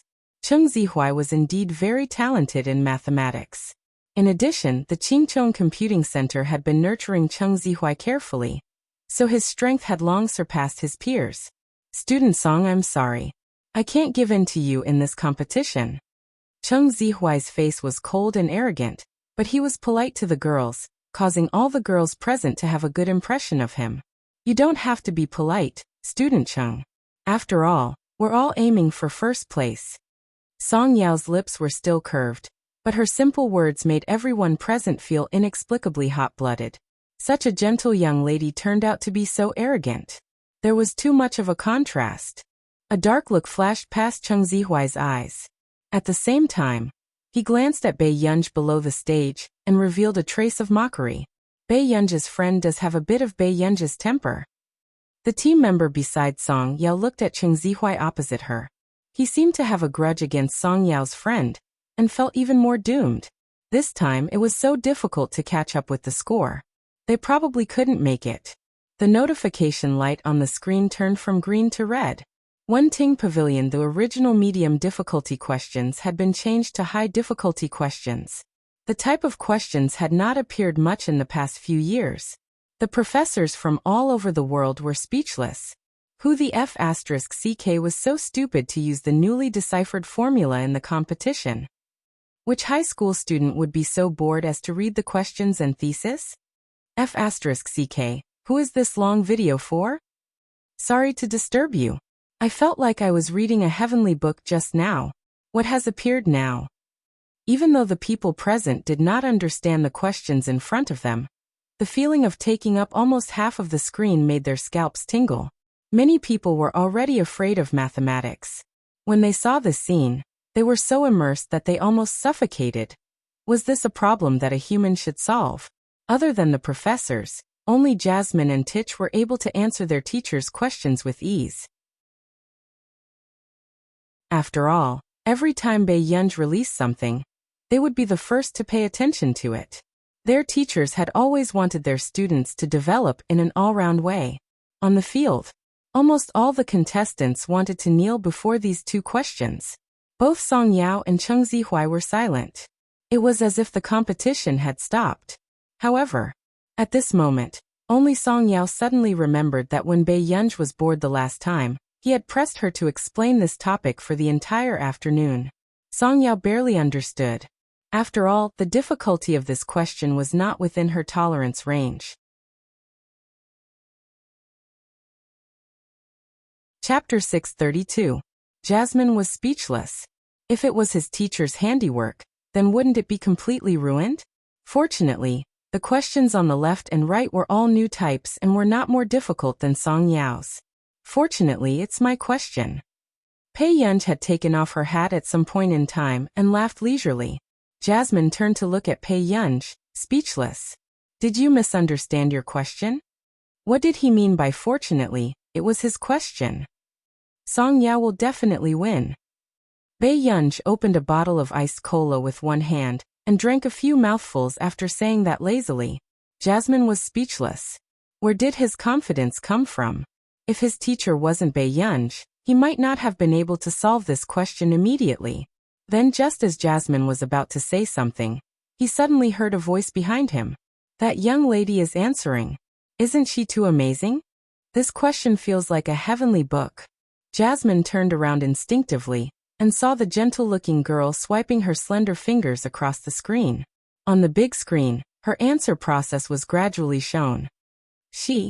Jasmine was stunned for a long time before he turned back to look at Bei Yunj. Teacher, I've taught her the basic questions, Bei Yunj said slowly. Jasmine was speechless. Of all the people present, only she could classify this question as a basic question. At this moment, Chung Zihuai, who was beside her, did not know how to answer the question. When he turned around and saw Song Yao, who was focused on answering the question, his expression turned even uglier. Would a student from an ordinary class really know how to solve such questions? After about 20 minutes, Song Yao finally finished writing all the questions. After checking, she submitted the answers. Soon, the original score of 10-13 immediately became 18-13. With this question, he really overtook the car at the bend. Damn, isn't this young lady too fierce? It's my first time seeing a beautiful young lady who can do math questions so beautifully. The audience exclaimed and their eyes were focused on the calm Song Yao on stage. At this moment, Yuling's gaze was sinister as she bit her lower lip. Suddenly, Yuling, you didn't die? When Su Xianing saw Yuling, she was stunned for a moment before she flew into a rage out of humiliation. Yuling didn't die. Then why didn't Yuling come back in these 2 to 3 years? The next moment, Su Xianing noticed that Yuling was still wearing Neely University's uniform. She sneered. So he went to hide from Neely? Su Xianing said sarcastically. Do you know about the Song family's bankruptcy? When Yuling was asked this question, her palms immediately became drenched in sweat. A dark look flashed across her eyes. She quickly blurted out the words that she had thought of earlier. Xianing, I didn't mean to not come back. I didn't dare to come back. Why wouldn't he dare to come back? President Fu ruined the Song family, because of you. Why don't you dare to come back? Su Xianing also hated Song Yao, but she knew very well that Yuling also had a grudge against Song Yao. Did you see that? She's the one who recommended you. A glint flashed across Yuling's eyes as she spoke slowly. What do you mean? Su Xianing was already in a bad mood and her eyebrows were even colder now. Who recommended her? Yuling asked. Ah. Su Xianing frowned and answered impatiently.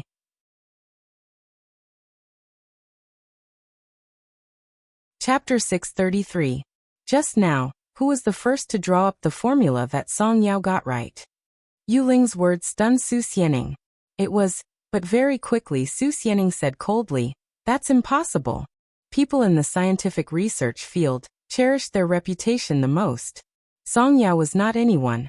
So how could she take this risk for Song Yao?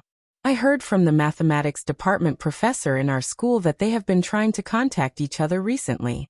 Coincidentally, when Song Yao was answering the question appeared. And it happened to be Song Yao's recommendation. Don't you think it's strange? Yuling observed Su Xianing's expression and asked. Yuling, you've already harmed Song Yao enough. Su Xianing furrowed her eyebrows. She hated Song Yao and couldn't get used to seeing her high and mighty appearance. However, she would never destroy Song Yao's family. This was too ruthless. But I didn't do this, Yuling retorted. Then she bit her lip, her eyes filled with stubbornness. Do you think I told you because I can't stand Song Yao? I just don't want you to be treated unfairly because someone else took a shortcut. But I lost to her. Yes, I lost to her. Unexpectedly at this moment, Su Xianing clenched her fists but was unusually calm. She had her pride. She really loved mathematics and would not use such a despicable method to slander her opponent. Yuling, I used to hate those teachers who said that girls were not as good as boys in mathematics. I also hated those students who were usually mischievous and suddenly learned well, and the teachers praised them for being smart. In this world, I admire the strong and respect those with perseverance. I hate Song Yao because she's high and mighty. Back then she didn't like my goodwill, so I targeted her.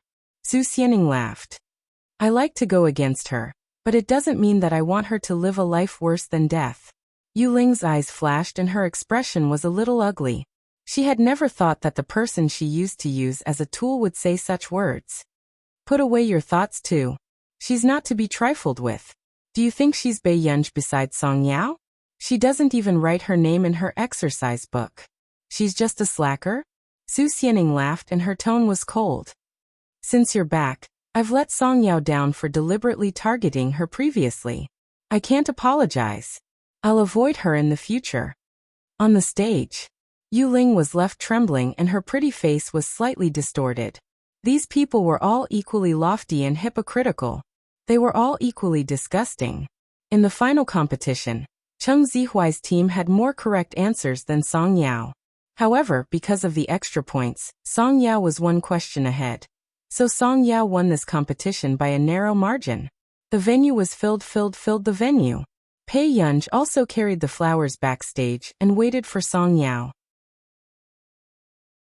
Out of the corner of his eye, he happened to see Su Xianing's embarrassed expression. Su Xianing's expression was ferocious for a moment before she walked towards Pei Yunj aggressively, and threw a book that looked like it was about to be torn apart in front of Pei Yunj. Trash, she's Jiu to read. You use asterisk. Su Xianing was so angry that her face almost distorted and flushed red. Give my book to Song Yao. This was Su Xianing's 16th birthday present. Su Xianing's father was a slightly famous mathematician. For his daughter, he had written this book for more than half a year. There was only one book. She doesn't need it. Bei Yunj glanced at it and said slowly,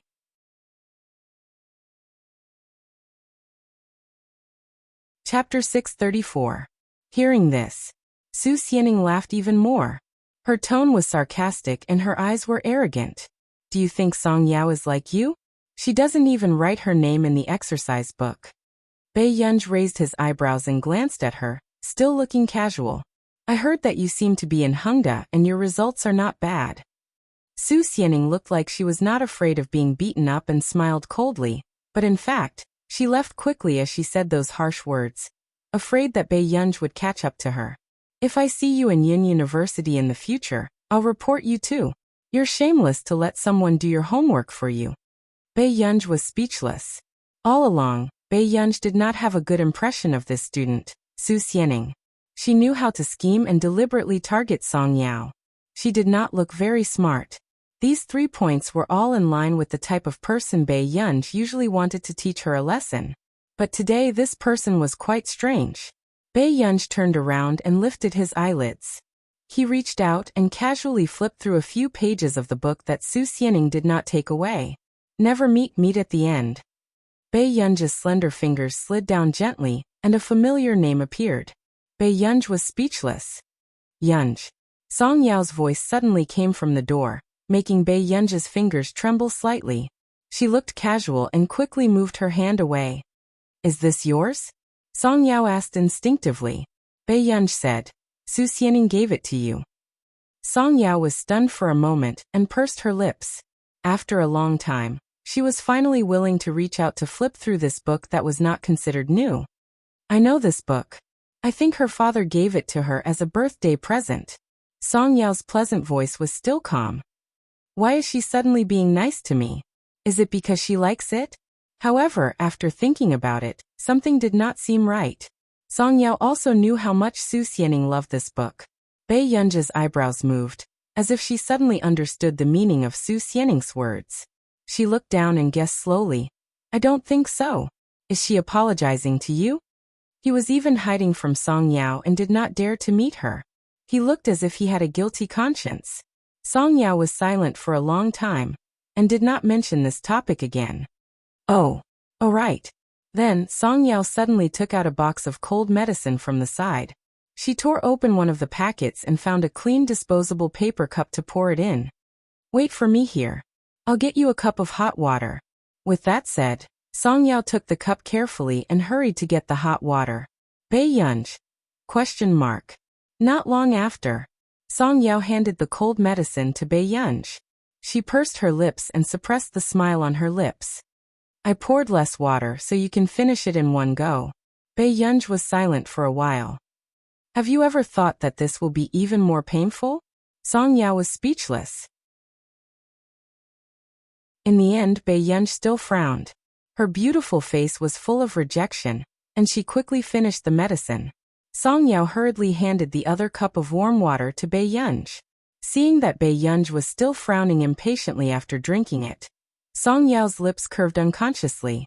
Soon, the girl who saw Song Yao buy a bag of snacks saw Song Yao walk out of the lounge with a beautiful and lazy girl beside her. She was chewing on the candy lazily, holding the snack she had gotten with one hand and putting the other in her pocket as she walked calmly. The girl was speechless. It turned out that there were really adults who liked such overly sweet snacks.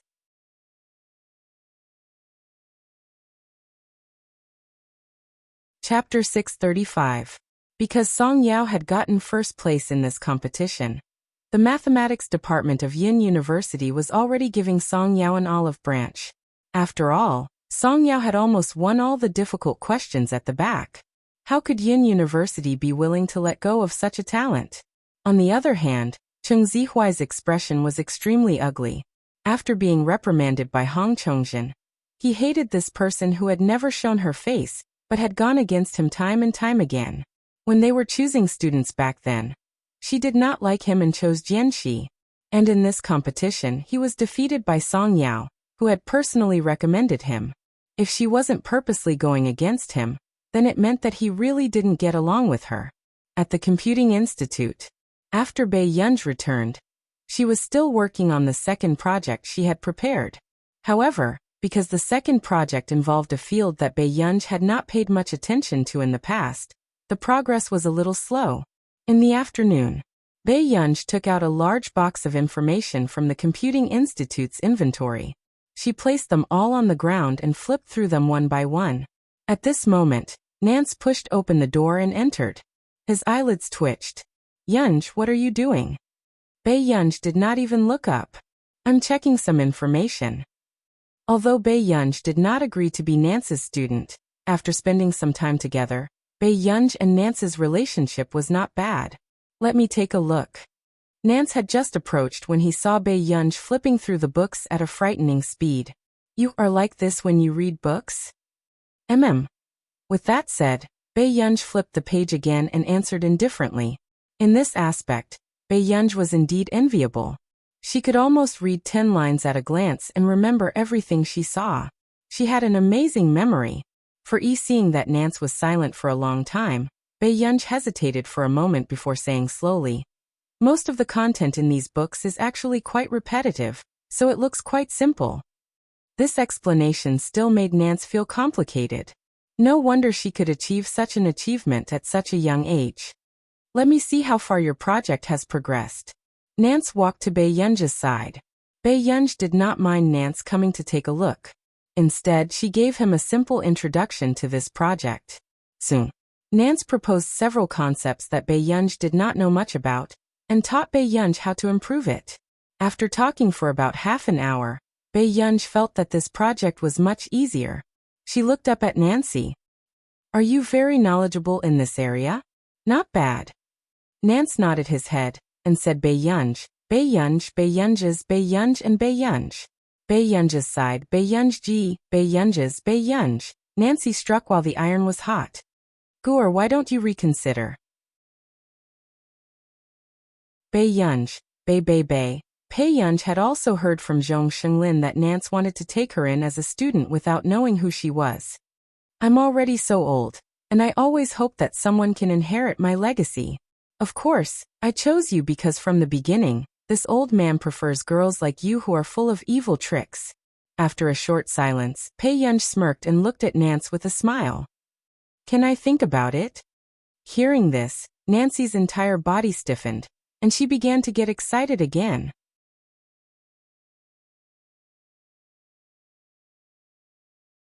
Chapter 636. Okay, think about it carefully. We must consider it carefully. Nancy was almost in tears.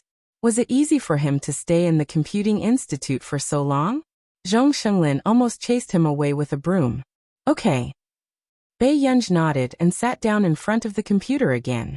At this moment, Nancy happily leaned over. "Guor, is there anything you don't understand?" No." Bei Yunj's simple sentence made Nancy completely quiet down. "Nancy." Some time ago, he secretly asked Zhong Shenglin about the research topic of Bei Yunj's project. After that, he also searched for information day and night, just to make his presence felt in front of Bei Yunj. "Okay." After leaving, Nancy began to wonder if his standards were not good enough. Therefore, when Zhong Shenglin returned, he found that Nancy had changed into clean clothes and was wearing a white coat, doing experiments seriously. In the end, he had put in so much at once, but Bei Yunj could remember all of it? The smile on Nancy's face was a little stiff. He felt that with Bei Yunj's speed of understanding, he would finish his capital very soon. "Then I'll go out first." "Go, take your time. I've been flipping through books for 2 to 3 weeks just to let go, or feel that I'm knowledgeable and qualified to be her teacher." Nancy looked up and smiled. "But now I realize that her ability to accept things is too strong. If I don't continue to do research, even if she acknowledges me as her teacher, I'll have to be fired in less than half a year." Zhong Shenglin. "Nancy, what's wrong with you?" Zhong Shenglin could not help but ask. "Guor just agreed to consider me as her teacher." Zhong Shenglin was puzzled. "Isn't that good? You've been flipping through books for 2 to 3 weeks for Guor's project. Isn't it just to trick Guor into becoming your disciple?" Back then, Nancy was also an existence that was difficult to surpass in the computing field. Moreover, Nancy did have many similarities with Bei Yunj. Nancy had won many awards in the past. Not only in the computer field, but she had also won many awards in medicine and physics. Therefore, Zhong Shenglin actually agreed that Nancy should be Bei Yunj's teacher. In this way, the The road to Beiyang would be easier in the future. Why bother? He was already so old, but in order to take in a disciple he was torturing himself like this. However, seeing that Nancy was finally motivated to continue her research, Zhong Xinglin was quite happy. This was to prevent any unforeseen events from happening.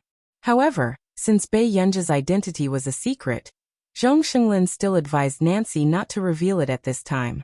In the end, the two of them decided to hold the apprenticeship banquet after the college entrance exam. After all, Beiyang was still too young. Once her identity was made public, it would be easy for her to cause a dispute. But if Nancy was there, who would dare to have any ideas about Beiyang? A few days later, Beiyang agreed to acknowledge Nancy as her teacher. When Nancy heard that Beiyang had agreed personally, he almost wanted to drag her to hold the apprenticeship banquet on the spot. However, at this moment, Nancy was already grinning from ear to ear. A few minutes later he sent a message to all his old friends, saying that he had found a very outstanding successor. However, not long after, the big shots in the scientific research field who were annoyed by his message mercilessly blocked Nancy. So what if he found an heir? Could his heir go to heaven?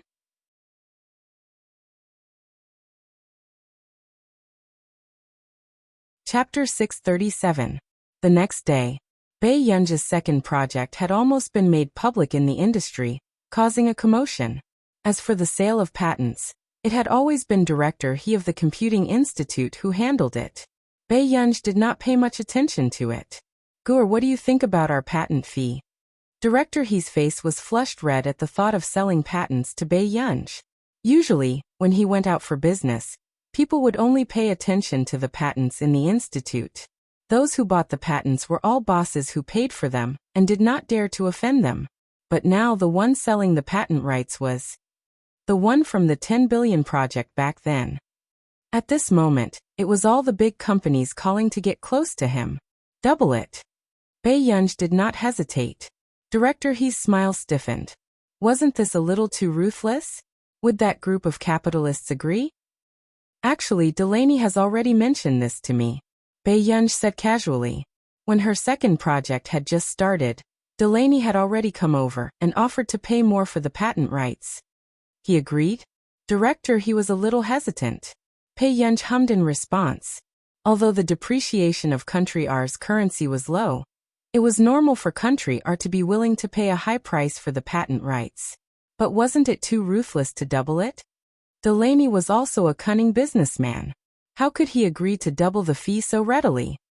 Gur, how did you get Delaney to agree to this fee? Beiyang's eyebrows twitched when she heard this. She looked up at him again. He didn't want it, so I bought it for someone else. Director He was speechless. Beiyang smiled playfully. They were willing to buy my second project because the first patent I sold to Delaney made the Delaney Group's market value soar. They were not doing charity, and neither was Beiyang. Now that the computing industry was developing rapidly, there were many markets that could be exploited. They had seen how much Delaney had received as the first person to eat crabs. How could the others not be tempted? Even if Beiyang wanted a sky-high patent fee, in their eyes it was worth a gamble. All right. Director He nodded and looked at the current buyers that he had selected. He casually said, if that's the case, there should be a lot of foreign companies coming to buy the right to use it.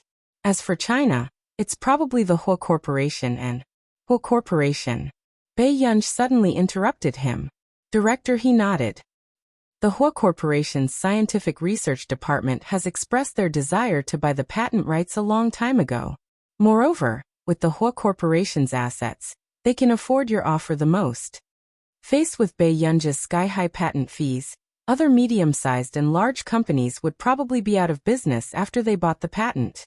At this moment, Dean He added, but it doesn't matter. We still have Delaney. Wait. Whatever the Hua Corporation wants, I can give it to them. Beiyang chuckled. His seductive eyes were lazy and carried a lazy smile. Dean He? ? 2 days later. Hua Corporation. Beiyang had just arrived when he saw a hot foreign beauty standing beside the man in the office. Beiyang narrowed his beautiful eyes. He leaned against the door and watched the two of them chat calmly. Not long after Huashidu and Bei Yunj finished chatting, he glanced around and saw the unhappy young lady at the door.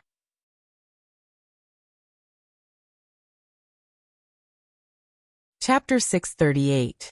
Huashidu's gaze landed on her unwaveringly. The man's ink-like eyes were noble. He said in amusement, "Why are you in a daze? Are you possessed?" As soon as he finished speaking, the blonde foreign beauty beside her also turned her head and saw the girl in front of her clearly. The girl's eyes were bright and languid. She had black hair and red lips. She was excessively beautiful and very recognizable. She was wearing a simple white shirt and a slim waist. Her slender and straight legs were so fair that they dazzled people. A hint of surprise flashed across the foreign beauty's eyes. Then, she saw that the girl was very bold and sat on the armrest of the sofa beside the man. Bei Yunj licked her lips. Her eyes were still clear. She smiled and leaned closer to the man, as if she was deliberately tickling his heart. "I'm not possessed. I just want to try bumping into your chest." Huashidu's originally lazy and carefree posture paused.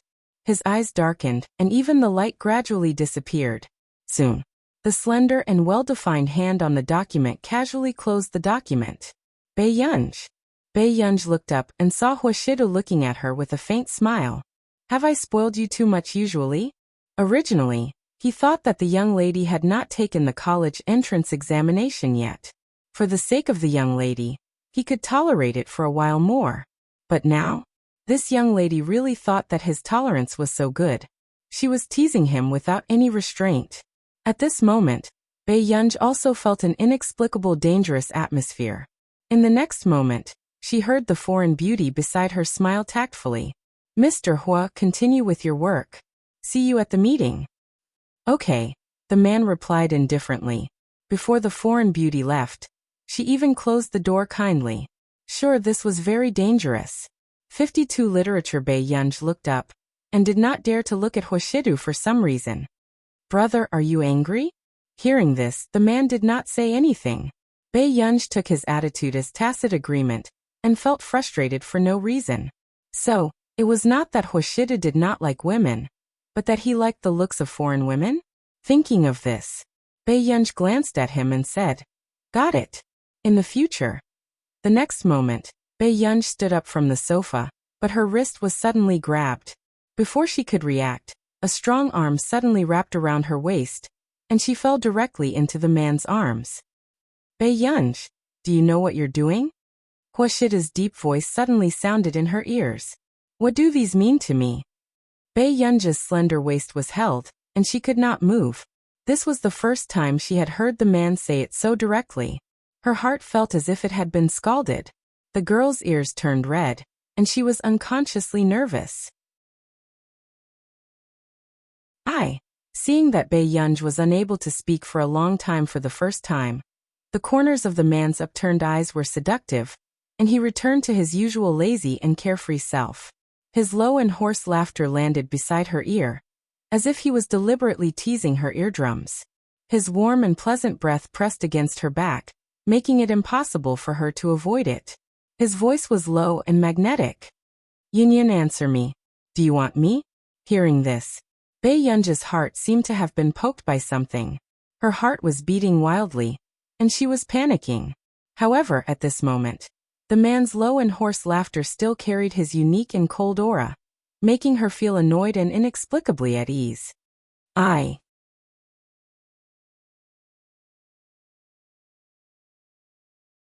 Chapter 639. Bei Yunj's heart tightened, and she instinctively hooked her arms around the man's neck. She looked up and saw the man's smooth and well-defined jawline. It was inexplicably seductive. It made Bei Yunj feel an indescribable impulse. After coming back to her senses, Bei Yunj felt the man's unconcealed gaze and realized what she had been thinking about just now. Her heart beat faster for some reason. After Huashidu placed her on the desk, she wanted to leave the desk quickly. "I haven't asked you to come down yet." As the man finished speaking, Bei Yunj was held by the waist by the man again. He lifted her gently and she sat back down. Bei Yunj. Was this a tyrant's dictatorship? Huashidu saw that the young lady was unhappy and laughed softly. He stretched out his hand casually and helped the young lady tidy her black hair. You don't have to answer that question now. The man's tone was casual, but the magnetic voice that fell in her ears almost burned her heart. But Yunyan has to know that brother is waiting for you. He was really unwilling to hand this child over to someone else. 10 minutes later. The heat on Bei Yunji's face faded. She sat in front of the CEO's desk and looked like she was seriously writing a mock paper. However, not long after, Bei Yunji came back to her senses and saw a familiar name written in the blank space of her poem. Huashidu. Bei Yunji. She was really possessed. Bei Yunji instinctively looked up at Huashidu and immediately crossed out the 3 words she had just written. Not long after, Sung Su walked in from the door and saw his tall and straight master. He could only sit on the sofa and work on his laptop. He turned around and saw that the person beside the CEO's desk was Bei Yunji. She was lazily writing questions with a pen in one hand and supporting her chin with the other. She looked like she was daydreaming. Sung Su. He doted on Miss Pei too much. Master Du was really more attentive than the Qin family's parents.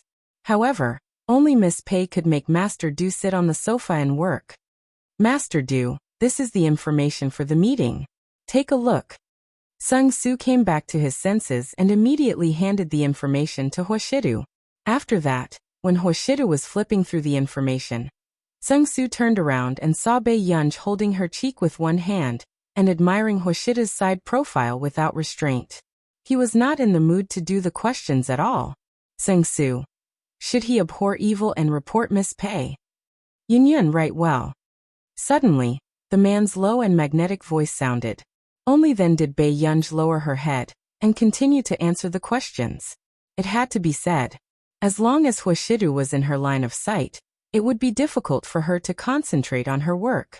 She could not help but take a few more glances at him. Miss Pei's results seem to have improved a lot. We should congratulate you. We should congratulate you. Sung Su tried to find a topic to ease the atmosphere. However, after Bei Yunji thanked him, she didn't say anything else. The atmosphere remained cold and awkward. That's enough. Let Morden take care of the other points. After flipping through it, Huashidu casually threw the things on the coffee table. Okay, Director He from the Computing Institute will be coming over today to talk about the patent rights of DX technology. Should we let Mr. Morden come along? Sung Su asked. Yes, Huashidu replied. At this moment, Bei Yunji's long eyelashes fluttered and she glanced at them. Director He is coming today.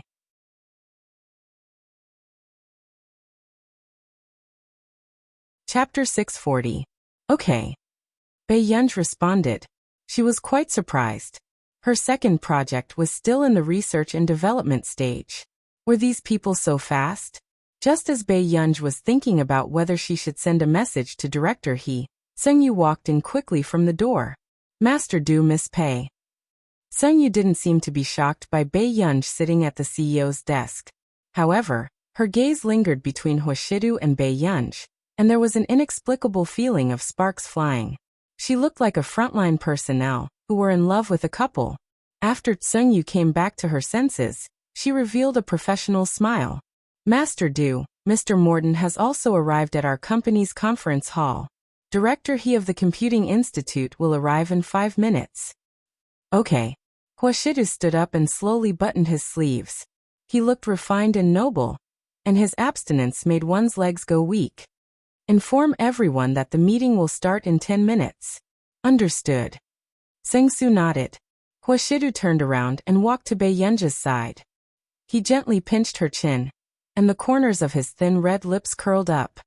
He rubbed the corner of her lips with his warm fingers as if nothing had happened. For some reason, there was an ambiguous feeling that made one blush and their hearts race. Stay here obediently. Don't torture me. You can eat whatever you want tonight. Bei Yunji. Seeing Huashidu walk out of the office, Sung Yu leaned closer to Bei Yunji and asked softly, Does Miss Pei like it? Bei Yunji's eyes flashed as she looked at Sung Yu. What? Today's meeting is mainly about the DX technology. He might come too. If Miss Pei likes it, we can wait at the rest area along the corridor later. Sung Yu remembered that Bei Yunji had gone to the Computing Institute before. Now most of the people who knew about the Computing Institute were there, because of this. Some time ago, this person had shocked the entire academic circle. Bei Yunj thought of something and suddenly smiled. Then let's go now.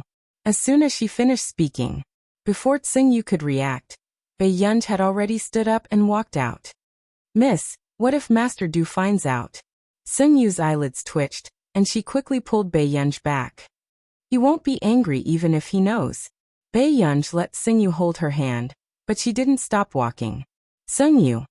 It's not that I won't be angry, but I won't be angry with you. However, her fate was uncertain. He knows that you can't control me. Bei Yunj smiled. Tsingyu. That's true. She was not as capable as Master Du when it came to people that even Master Du could not control. Soon. Tsingyu and Bei Yunj had just sat down when they saw two people walk in. Tsingyu accidentally saw it, and her eyes lit up. She subconsciously held Bei Yunj's hand tightly. Bei Yunj felt a sharp pain in her arm. After Tsingyu regained her senses, she realized what she had just done and hurriedly said, Miss, I'm sorry, I didn't do it on purpose, she continued. That man just now was too good-looking. He's like a refined scum. Bei Yunj looked up and noticed the tall Si Qingyan in a black trench coat. Si Qingyan was indeed good-looking. Director, Brother Yan. Bei Yunj called out. At this moment, Si Qingyan and Director He turned around and saw Bei Yunj in the resting area. Why are you here? Si Qingyan asked instinctively. However, Director He immediately recalled what Bei Yunj had said last time.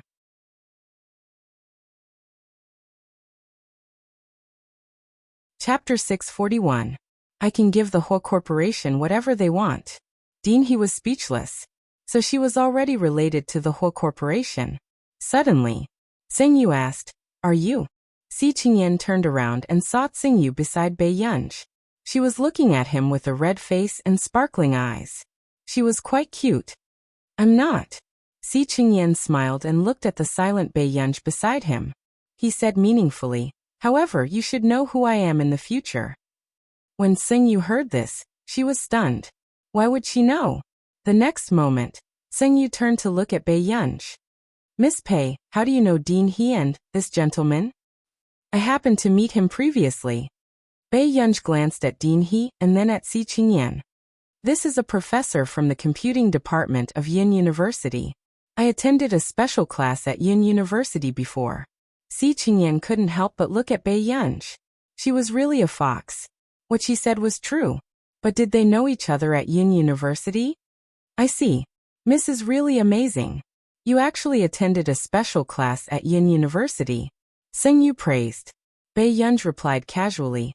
Yes, I was chased out because I asked my classmates to copy my homework. Tsingyu was speechless. For a moment, Tsingyu did not know how to answer. Si Qingyan pursed his lips. This was not the first time he had seen Bei Yunj bully someone like this. We're going to a meeting. Do you want to go? Si Qingyan asked casually. Dean He, who was beside him, secretly poked him with his elbow. What was going on? 186 Chinese website. No one knew who Bei Yunj was. What if someone noticed where she was going?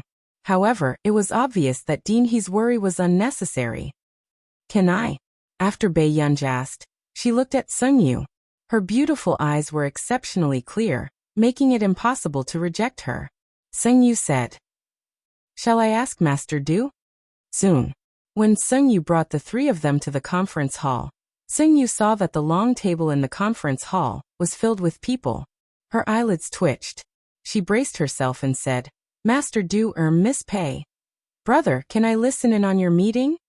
Bei Yunj interrupted Tsingyu, which made Tsingyu completely relieved. When Hoshida heard this, he raised his eyes and casually glanced at Bei Yunj. Then, just as everyone lowered their heads, thinking that their boss would definitely refuse, suddenly, the man's low and magnetic voice sounded nonchalantly. Does anyone else mind? Everyone. Since when did their president walk into a romantic drama? What do you mean by do other people mind? Do you remember that you even rejected office romances? One of the older vice presidents frowned. We have a distinguished guest here. This is not appropriate. The Computing Institute is a prestigious research institute in the academic circle. President Hua, shouldn't we respect Director He and Professor Si a little? Suddenly, Bei Yunj looked at Director He and Si Chengyan. Director, do you mind? Dean He immediately forced a smile. How could this be? This project was all hers. How would he dare to mind? Si Chengyan lied without blushing. This young lady might become one of us in the future. Why would we mind? Everyone. What did this mean? According to their information just now, this good-looking man was a core member of the Computing Institute and a professor at Yun University.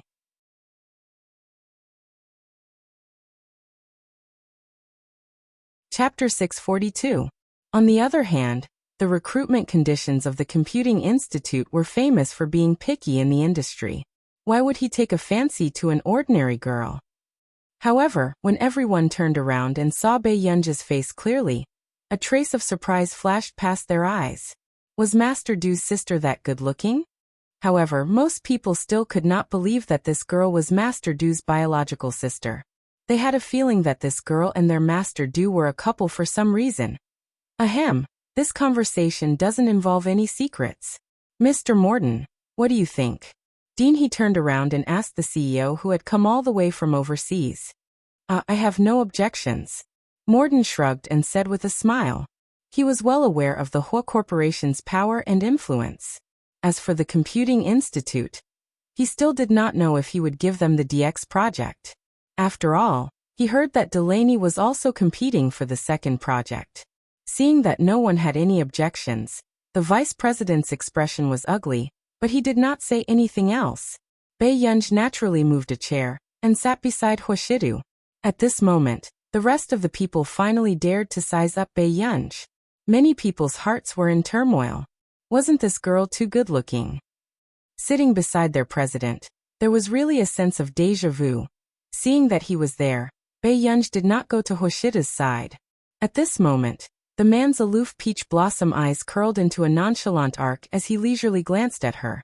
Then, in the conference room, the man's low and lazy voice drifted into everyone's ears with an inexplicable hint of a smile. I'm sorry everyone. I brought a family member this time. With that said, the hearts of the female staff present thumped wildly, and they almost couldn't keep their expressions straight. These words were too cool. How could their unreasonable president say it himself? Huashida glanced at her carelessly before his thin lips suddenly curled up. I'll try my best to arrange for my family member next time. Bei Yunj was speechless. At this moment, Dean He was in a completely different mood from everyone. It turned out that Yunj had such a relationship with the rumored youngest president of the Hua Corporation. No wonder she was so biased towards the Hua Corporation. His attitude towards others was completely different from his attitude towards the Hua Corporation. Not long after, Huashidu downloaded a movie from his computer and gave a Bluetooth earpiece to Bei Yunj. Let her watch the movie in peace. Dean He and Si Chengyan also saw with their own eyes that their usually unruly master, Pei, actually obediently put on his earphones and watched a movie by himself. Wasn't Master Pei being too obedient? What does Director He think about the DX technology project? Soon, Huashida's staff started to ask questions. After Director He snapped back to reality, he immediately said, the DX project is actually our Computing Institute's key project this year. As you all know, the patent rights to the first project were bought by the Delaney Group. Director He flipped through the data that he had long memorized. He raised his head and smiled. 5 years 50 billion yuan. Of course, it's in our nation's currency. At this moment, everyone fell silent. Speaking of expensive, no one was more expensive than the patent fees.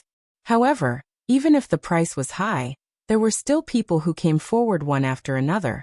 Then, what's your ideal fee this time? Morden probed. Director He smiled. Sai, we do scientific research. Actually, we don't know much about business matters.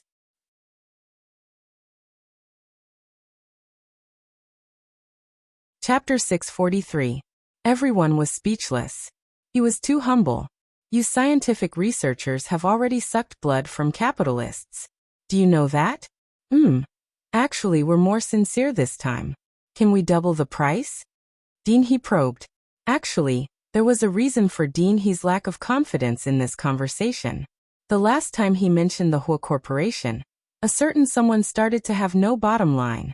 He said that if the Hua Corporation felt that it was too expensive, they could reduce the price appropriately. At the thought of this, Dean He could not help but take a deep breath. Who would have thought that there would be a time when he was in love? At this moment, no one said anything. Not long after, Hoshida said, "These requests are not a problem. However, I hope that your company can consider buying out the DX technology for 10 years. Hearing this, Dean He was stunned for a moment.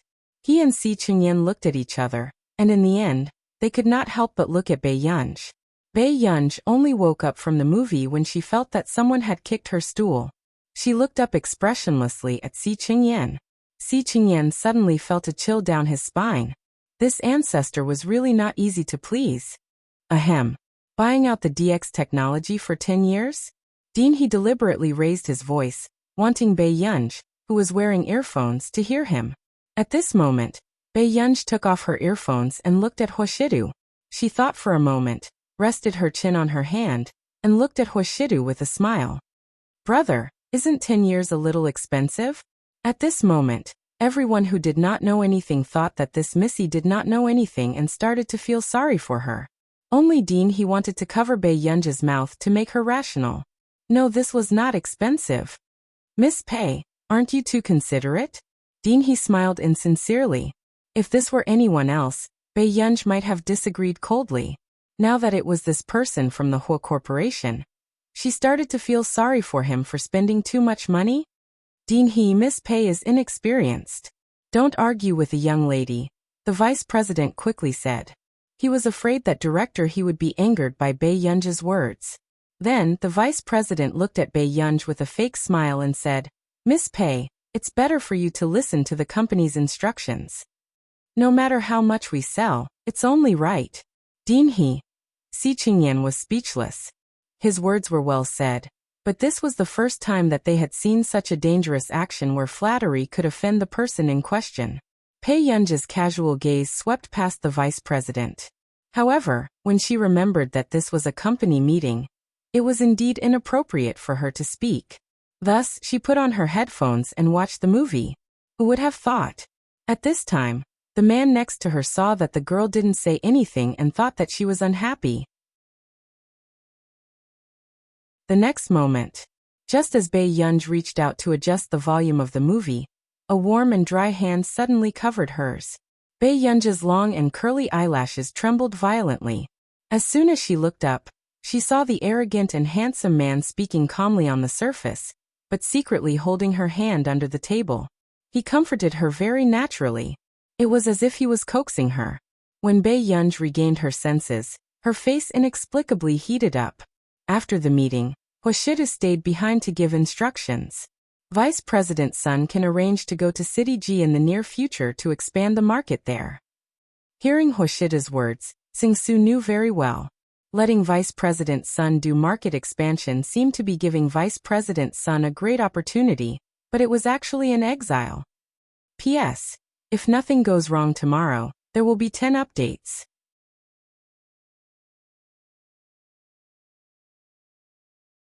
Chapter 644.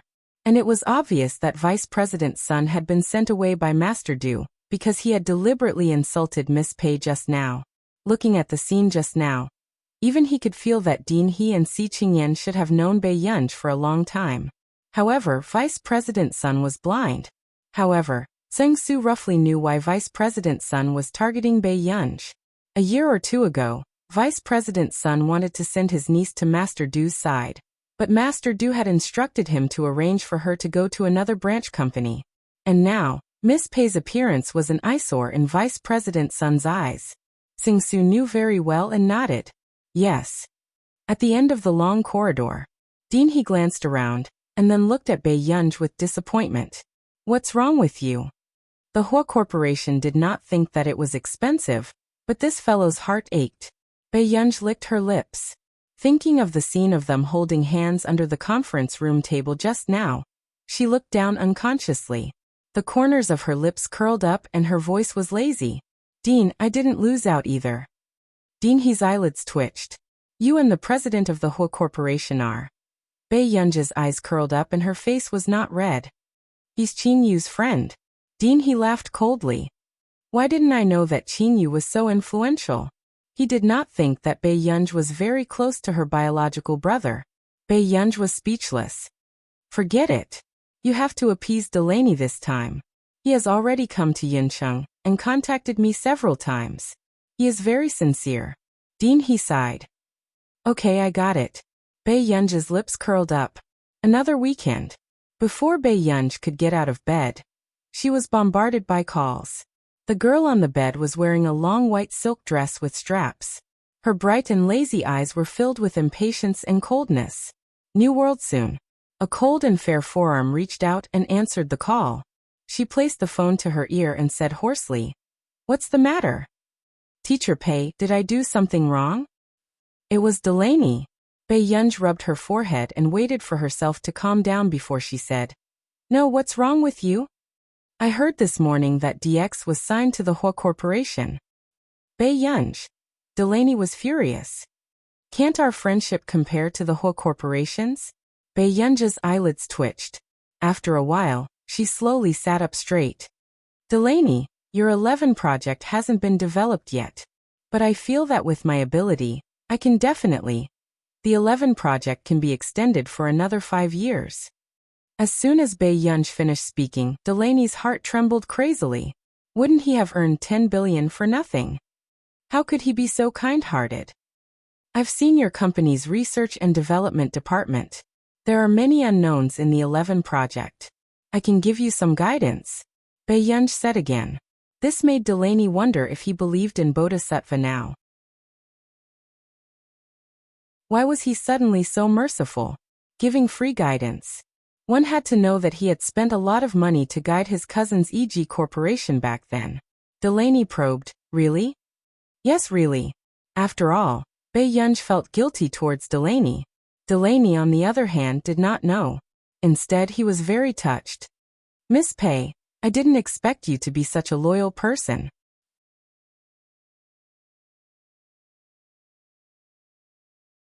Chapter 645. There was no need to think that way. Then I'll hang up first. You. Bei Yunji was silent for a moment before comforting him. Good luck. After hanging up, Delaney was stunned. He felt complicated and touched. He did not expect her to be such a gentle person. He did not expect her to be thinking of him all this time. At this thought, Delaney looked at Tich even more lovingly. Fortunately, he did not lose this brat back then. Tich, who was doing a report, felt a chill on the back of his head and could not help scratching it. At the same time, just as Bei Yunji was about to go back to sleep, another call came. Bei Yunji was speechless. All right. She did not have to sleep anymore. You have something on too? Bei Yunji tried her best to make her voice gentle, but it was inexplicably scary. Si Qingyan's eyelids twitched. Master Pei, don't be so angry. I'm just telling you good news and make you happy. Hurry. Bei Yunji got out of bed and pulled open the curtains. The golden light outside scattered lazily on the girl's slender and fair neck, looking seductive and flirtatious. Although I can't get your photo on Neely University's Wall of Fame, your name is already in the middle C position. Only the photo was blank. She suppressed her temper and smiled faintly. This is the good news. Master Pei, at your age, you don't have any yearning for fame and fortune. It's a very scary thing. Do you understand? Even if it was him, if his portrait was hung on Neely's Wall of Fame one day, he would probably be excited for a month. Bei Yunji changed the topic. Is there anything else? Yes. Elder Zhong just went out and asked me to tell you. Si Qingyan sounded envious. There's an academic conference at 2 this afternoon in the conference hall of Yin University. Academic conference. Bei Yunji did not have any impression of this. Yes, I heard from Elder Zhong that the higher-ups have been asking about your situation some time ago. They're probably afraid that you'll be poached by other countries. However, now that they've confirmed that you'll be staying in the country, the higher-ups must be relieved. Si Qingyan smiled and teased. Well, I took the initiative to organize a meeting. Although it's called an academic conference, it's actually just for you to network. It was as if he was worried about social anxiety. However, if it were anyone else, they would probably be flying with joy. After all, the people who could attend this conference were all big shots in the academic circle. Si Qingyan understood Bei Yunji's poor social skills very well. He immediately said, "Do you believe that if you reject this time, the next academic conference will probably be held by us?" Bei Yunji. Got it. Afternoon. Bei Yunji still came to Yunqing University. However, he didn't expect to see a group of familiar faces as soon as he entered. Bei Yunji? Leia noticed Bei Yunji. "What are you doing here?" At this moment, Song Yao turned around and was stunned for a moment when she saw that it was really Bei Yunji.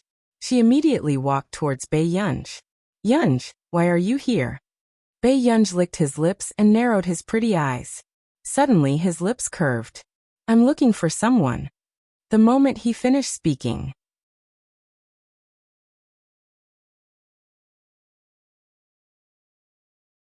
Chapter 646. Bei Yunji glanced at Cheng Zihuai carelessly. Suddenly, Bei Yunji leaned behind Song Yao and hugged her waist lightly. His lazy voice sounded from behind Song Yao. Tian, look at your defeated opponent. Isn't he quite a busybody?" Song Yao was speechless. The rest of the people were speechless. Cheng Zihuai's expression was livid. "Bei Yunji, you." In the next second, Cheng Zihuai laughed coldly. "Bei Yunji, you don't even have the right to compete. What right do you have to speak to me like this? Does student Cheng have the right to speak to my friend like this?" Song Yao's originally gentle eyes were cold and her pale pink lips were pursed, looking like she was protecting Bei Yunji. Then behind him, Pei Qian's red lips curled up lazily as he deliberately said, "That's right." Song Yao was speechless. This annoying fellow behind her might really be the reincarnation of a demon. "Song Yao, you have a bright future. Why are you with such a person?" Cheng Zihuai's expression was dark as he questioned her. Now that Song Yao had won first place in the competition, she had already opened the doors of all the famous schools. What about Bei Yunji? She was just a useless young lady who was waiting to die. Cheng Zihuai's handsome face could not help but distort, as if he had long forgotten that Bei Yunji had won first place in the Computing Institute. "Student Cheng, why don't you take care of yourself?" Song Yao's eyes were gentle, but her tone was firm. "You don't have to interfere in my relationship with Yunji." Then, before anyone could react, everyone heard Song Yao say slowly, "I've long heard that student Cheng and Yunji are a little unhappy. But if it's just these unhappiness, student Cheng doesn't have to lie through his teeth." The moment she smiled, a pair of dimples appeared on her cheeks. "I believe that our Yunji's value is definitely not limited to this competition." These words. At the same time, Leia could not help but glance at Song Yao and frown. She had always known that Song Yao was such a person. However, she had also heard that Song Yao had a good temper. It was her first time seeing Song Yao so domineering. Leia pursed her lips and looked at Bei Yunji. After a while, she laughed at herself in her heart. Song Yao probably said this to protect Bei Yunji's face. Why should she take it seriously? At this very moment, the one with the ugliest expression was Cheng Zihuai. No one had expected Cheng Zihuai to be scolded by the good-tempered Song Yao. "How long will you be here?"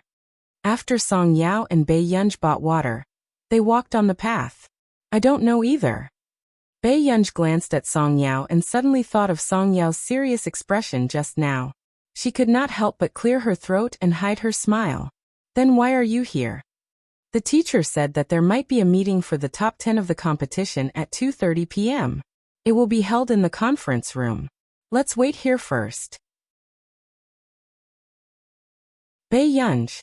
She glanced at her watch. It was only 1 o'clock.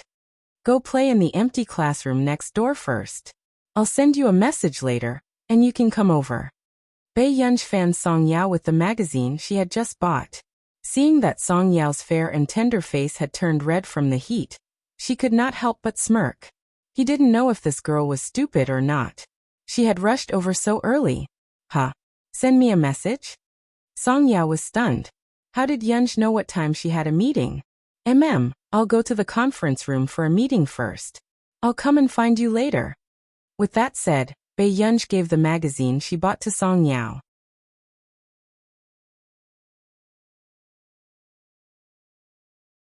Chapter 647. Hearing this, Song Yao immediately reacted. Why did the teacher ask them not to approach the conference hall? Was it because someone was having a meeting inside? Soon. With this confusion, Song Yao walked to the empty classroom and found two students chatting. She did not listen to them on purpose, but the two students did not seem to care that there were others present. Is what you said true? One of them sounded excited. Of course it's true. I heard the teacher talking just now and said that some people are having a meeting in the conference hall. I roughly heard the names of a few people. They're all big shots in the scientific research field. Song Yao's hand froze. Suddenly she thought of Bei Yunj, who had just gone to the meeting. What big shot can you know? Stop bragging. The student beside him rolled his eyes. King. The corners of that person's mouth twitched and he had the urge to kill his friend. I haven't seen them with my own eyes. Can't I hear about them on television? Our former principal, Bai Mingzhang, and Professor Yu Guang, who just won a world award in the nuclear engineering field, are all here. When the student beside him, who did not care much at first, heard this, his legs almost turned weak. Who are you talking about? Are you deaf? Song Yao's long eyelashes fluttered as well. She picked up her phone instinctively and sent a message to Bei Yunj. Song Yao, who are you having a meeting with? A few minutes later. Yungu. Picture. Song Yao clicked on it instinctively. The photo sent by Bei Yunj was a form. It was really filled with immortal big shots. 1. Zhang Moping, President of the Academy of Engineering. 2. Bai Mingzhang, former principal of Yin University, academician of the Academy of Sciences. 3. Zhong Shenglin, Director of the Institute of Computing. 4. Yu Guang, former director of the First Research Institute of the Ministry of Defense. Song Yao was speechless. What kind of meeting was Bei Yunj having? At this moment, in the meeting room, Bei Yunj, who was being stared at by everyone, was speechless. Very good. 5 minutes. After another 2 minutes, someone finally found his voice and asked with a slight tremble. You are? Bei Yunj. If I'm not mistaken, the person you're talking about should be me. How old is this girl, old Zhong? Bai Mingzhang's eyes widened. He immediately turned to look at Zhong Shenglin. He couldn't believe that the girl in front of him, whose skin was so tender that one could squeeze water out of it, was actually. Although they had made a one-sided guess, perhaps he was quite young, or perhaps only in his 30s or 40s. What happened in the end? He was at most 20 years old, right? Or just had her 19th birthday. After Zhong Shenglin said this, the others did not react. But then he said, old Bai, you know. Bai Mingzhang. How did he know? Old Bai, did you steal old Zhong's woman behind our backs? Zhang Moping's sharp gaze stopped on Bai Mingzhang. Bai Mingzhang? What the hell? Where did he get the connections to do that? Old Bai, you've pursued Lanjun for so long. How could you not know her family's daughter? Zhong Shenglin reminded him helplessly. Zhong Shenglin, don't mention my personal feelings for no reason. What's wrong with me pursuing Lanjun? What's wrong with me liking her? Am I breaking the law by liking Lanjun? What does this have to do with Lanjun's daughter? Bai Mingzhang was halfway through his words when he suddenly realized that something was wrong.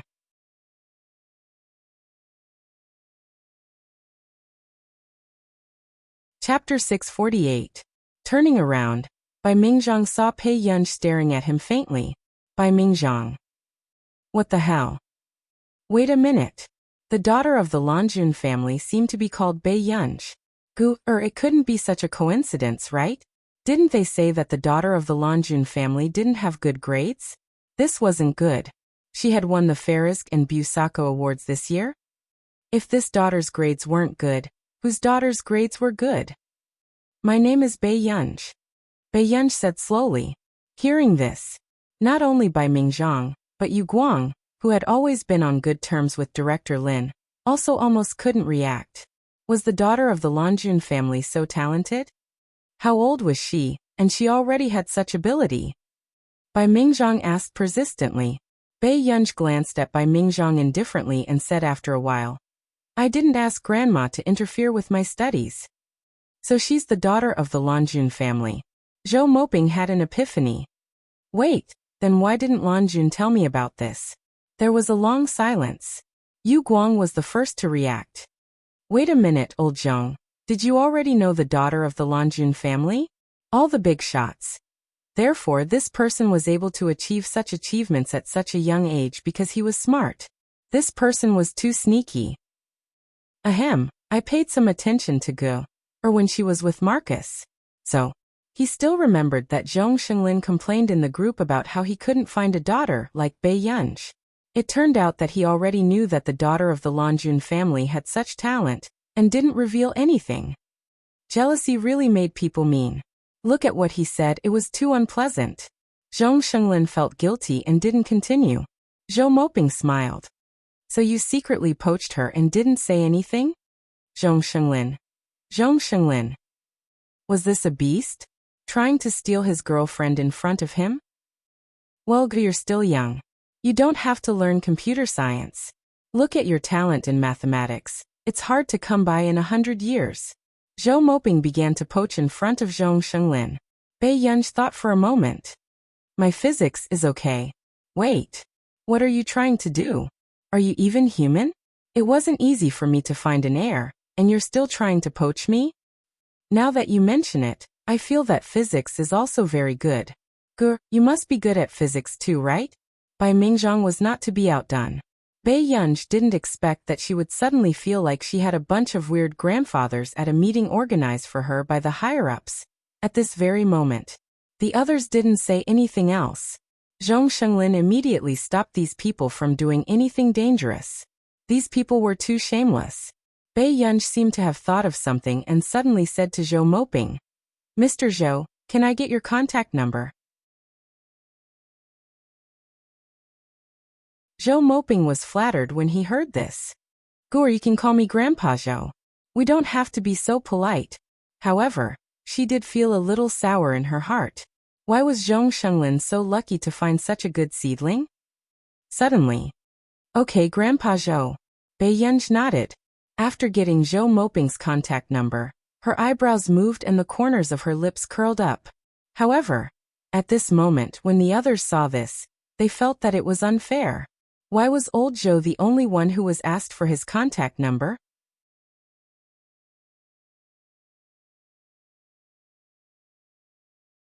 Chapter 649. Guer, shall we add each other's contact information? Bai Mingzhang was the one who felt the most unbalanced. How could Lan Juan's daughter be close to that old-fashioned Zhou Moping?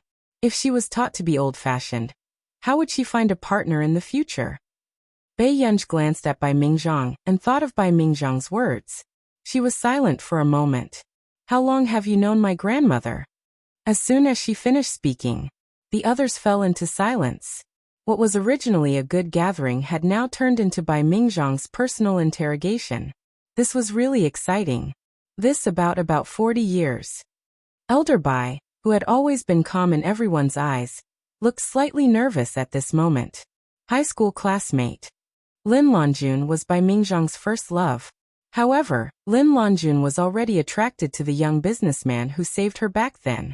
She didn't know that her straight-A student friend, who usually made things difficult for her, actually liked her. Bai Yunj glanced at Bai Mingzhang and didn't ask any more questions. However, compared to her distant and polite attitude towards the others, she was slightly colder to Bai Mingzhang. Bai Mingzhang probably knew that his words just now had made Bai Yunj unable to accept it for a moment. He was even more regretful. If he had known earlier, he wouldn't have said such a thing. Now he had brought himself into a ditch. Thinking of this, Bai Mingzhang couldn't help but glare at Zhong Shenglin. If Zhong Shenglin hadn't said so earlier, would he have caused such a scene the first time he met Lan Juan's daughter? Zhong Shenglin's eyelids twitched when he sensed Bai Mingzhang's malice. Who asked this damned old man to be so shameless and always talk about Lan Jun? In less than 20 minutes, Bai Yunj exchanged contact information with everyone present, and was even added into their group. As soon as Bai Yunj entered the group chat, she saw the group name. Happy Family Rose? Rose. Bei Yunji's hand paused. Question mark. However, if someone who often watched the news looked at it, they would realize that the 17 members in this group were all famous figures in the scientific research field. Soon, Bei Yunji saw Bai Mingzhang's message. Bai Mingzhang, Lin Lanjun, Lanjuner, our daughters are here too, Rose. Bei Yunji. At this moment, Bei Yunji suspected that Bai Mingzhang was the one who had created this group. The others were speechless as they continued to spam. What do you mean by our daughter? Where's your shame? Grandma doesn't really read the group chat. Bei Yunji said. When Bai Mingzhang heard this, he had an epiphany. I see. No wonder Lan Jun ignored him, even though he often mentioned her in the group chat. Forget it then. Gua, do you want to come to my house with Lan Jun when you have time? Hearing Bai Mingzhang suddenly ask with a smile, the others couldn't help but curse in their hearts. This old thing was too sneaky. Was he trying to find a lover for himself and an heir at the same time? I will when I'm free.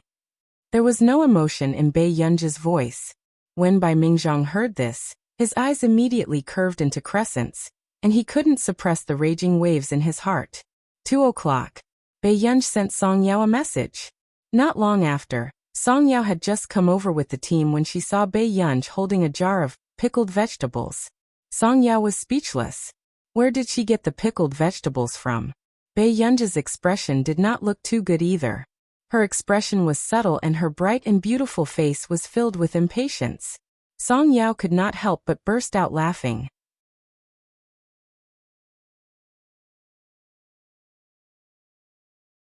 Chapter 650. Hearing this, Bei Yunji looked at Song Yao expressionlessly. Song Yao immediately hid her smile and said seriously, I'll let you carry it. She still knew that Bei Yunji was quite prideful sometimes. Bei Yunji glanced at her slowly. After a while, Song Yao heard her say, It's too heavy. Hearing this, Song Yao was about to say something when suddenly, a sneer sounded from behind her. Bei Yunji, other people come to Yin University for an exchange and learning. Did you come to look for someone to take this jar of pickled radishes? Leia could not help but laugh, the smile on her lips carrying a sense of superiority. From the beginning, when Bei Yunji got first place in the physics competition, she had been wary and resistant to Bei Yunji. She had been worried that Bei Yunji would stand in her way. But now, it seemed like Bei Yunji was indeed a little suspected of cheating to get first place. No wonder Qin Youjiao hated her so much. Bei Yunji glanced at the jar of pickled radishes in her arms, her eyes calm. Her eyes were lazy and she did not want to bother with Leia at all. Yunji, do you like to eat pickled vegetables? Song Yao did not pay attention to Leia and asked herself. No, my grandma likes to eat it. Although Bei Yunji did not really want to hold this thing, when she heard that it was Director Lin's favorite, she still picked it up silently. I see. My grandma likes to eat it too. Song Yao smiled. At this moment, Leia, who had been ignored, had her expression darken. She smirked and clenched her fists instinctively. This Bei Yunji clearly had nothing to be proud of, but she still acted like she was superior to her? Did she really think that she was amazing just because she was the eldest young lady of the Qin family? Why didn't she see how different she was from Qin Youjiao? Leia suppressed her anger and gritted her teeth. And her appearance was seen by the girl who had always wanted to be on good terms with Leia. She understood and immediately sneered, deliberately mocking and ridiculing him. Some people really think too highly of themselves. Leia, you don't have to care. After all, we won't be on the same side in the future. Just now, Professor Gao was full of praise for you and said that you have unlimited potential. In the future, Rhea, you'll definitely be surrounded by great researchers like Professor Gao. Leia felt a little better after being praised like that. When the girl saw that her words were effective, she immediately changed the topic and laughed. As for some people other than their family background, they only know people who sell pickled vegetables. After saying this, the few people present couldn't help but laugh in their hearts. Bei Yunji was really crazy. Who would be so free as to come out just for a jar of pickled radishes? Song Yao's eyes were cold. Qi Xinhua, have you said enough? Did I say anything wrong? Qi Xinhua was not afraid of Song Yao. What was there to be afraid of for a bankrupt young lady who had no money or power? Her raised face was filled with pride. A person who was chased out of Yin University's special class even appeared in Yin University again and again. If it were me, where would I get the face to do so? Bae-yunj, you're really interesting. Is the pickled vegetables too delicious? Or is the person who sells pickled vegetables amazing? Who gave you the courage to come to Yin University? With that said, many people felt that Qi Xinhua had gone overboard with her ridicule, but they also felt that Bae-yunj was overestimating herself. This Bae-yunj indeed did not know her place, and insisted on coming to such a place that was not suitable for her.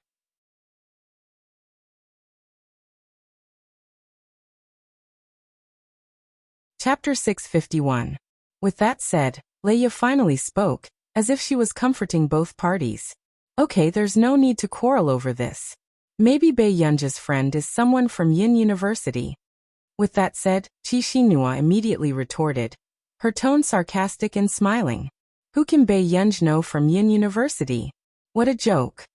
What right did Bae-yunj have to be related to someone from Yin University? Even among their batch of people who had won awards, Leia was the most popular. Because she had gotten second place in the international physics competition back then, Professor Gao from the physics department had already taken a fancy to her. She would probably be able to enter Professor Gao's physics laboratory soon. Professor Gao was someone who had won many physics awards, and was also an academician of the Academy of Science. He had countless honors. You can't say that. After all, Yunj isn't a vain person. Yunj must know someone from Yin University since she came to Yin University. Leia's tone was indifferent, but her words were firm. However, in reality, she had already pushed Bae-yunj to a point where she had no way out. If Bae-yunj did not explain this clearly, everyone would definitely think that Bae-yunj was the culprit. They would think that Bae-yunj was a vain person. However, in the next second, before Qi Xinhua could continue provoking Bae-yunj, an unfamiliar voice suddenly sounded from the side. Yunj, why are you here? Why are you running with a pickled radish? Everyone turned around and saw a refined elder dressed simply, but in high spirits. There was even a jar of spicy cabbage in his hand. Bae-yunj was speechless. Was there an end to this? There's also spicy cabbage. Lanjun will definitely like it too, especially since I made it myself. Take it. Bai Mingzhang was out of breath when he came back from home. It was to let Bae-yunj give the pickled vegetables he made personally to Director Lin. This was his sincerity. Bae-yunj's eyelids twitched. There's too much. Even my grandma can't finish it. Really? Then you should eat too. Young people should eat more healthy and green food. Look at the cabbage and the radish. Do you notice anything different? Bai Mingzhang was very excited to promote his pickled vegetables. Bae-yunj tapped the glass tube rhythmically with her fingertips. She suppressed her temper and forced herself to be as polite to the elders as possible. After a while, she took a deep breath and said, No. This was planted by old Tian from Yin Agricultural University. I secretly brought it back. Bai Mingzhang was very proud. You don't know, but the things in old Tian's vegetable garden are all good stuff. However, old Tian was a petty person. It was because I took his order. He even raised a big black dog to look after the garden. It's going to be really hard to do it in the future. Bae-yunj could hear the regret in Bai Mingzhang's voice, but he felt that Bai Mingzhang was still eager to give it a try. At this moment, the other people present felt that the old man in front of them seemed a little familiar. Suddenly, Song Yao asked softly, Are you Principal Bai Mingzhang? Bai Mingzhang turned around, and was a little surprised. You know me? Song Yao was speechless. It was really Bai Mingzhang. Song Yao's legs felt a little weak. She did not expect the pickled vegetables Bae-yunj was holding to be made by Bai Mingzhang himself. Was it really not a dream? You're tuning in to the Li Mei's Sword of Destiny YouTube channel. We're so grateful for your support, and don't forget to subscribe to join us on this incredible journey through captivating stories. Your generosity through donations truly makes a world of difference, as it's the primary source of revenue that allows me to expand and enhance this channel for you. Thank you from the bottom of my heart for being a part of this adventure.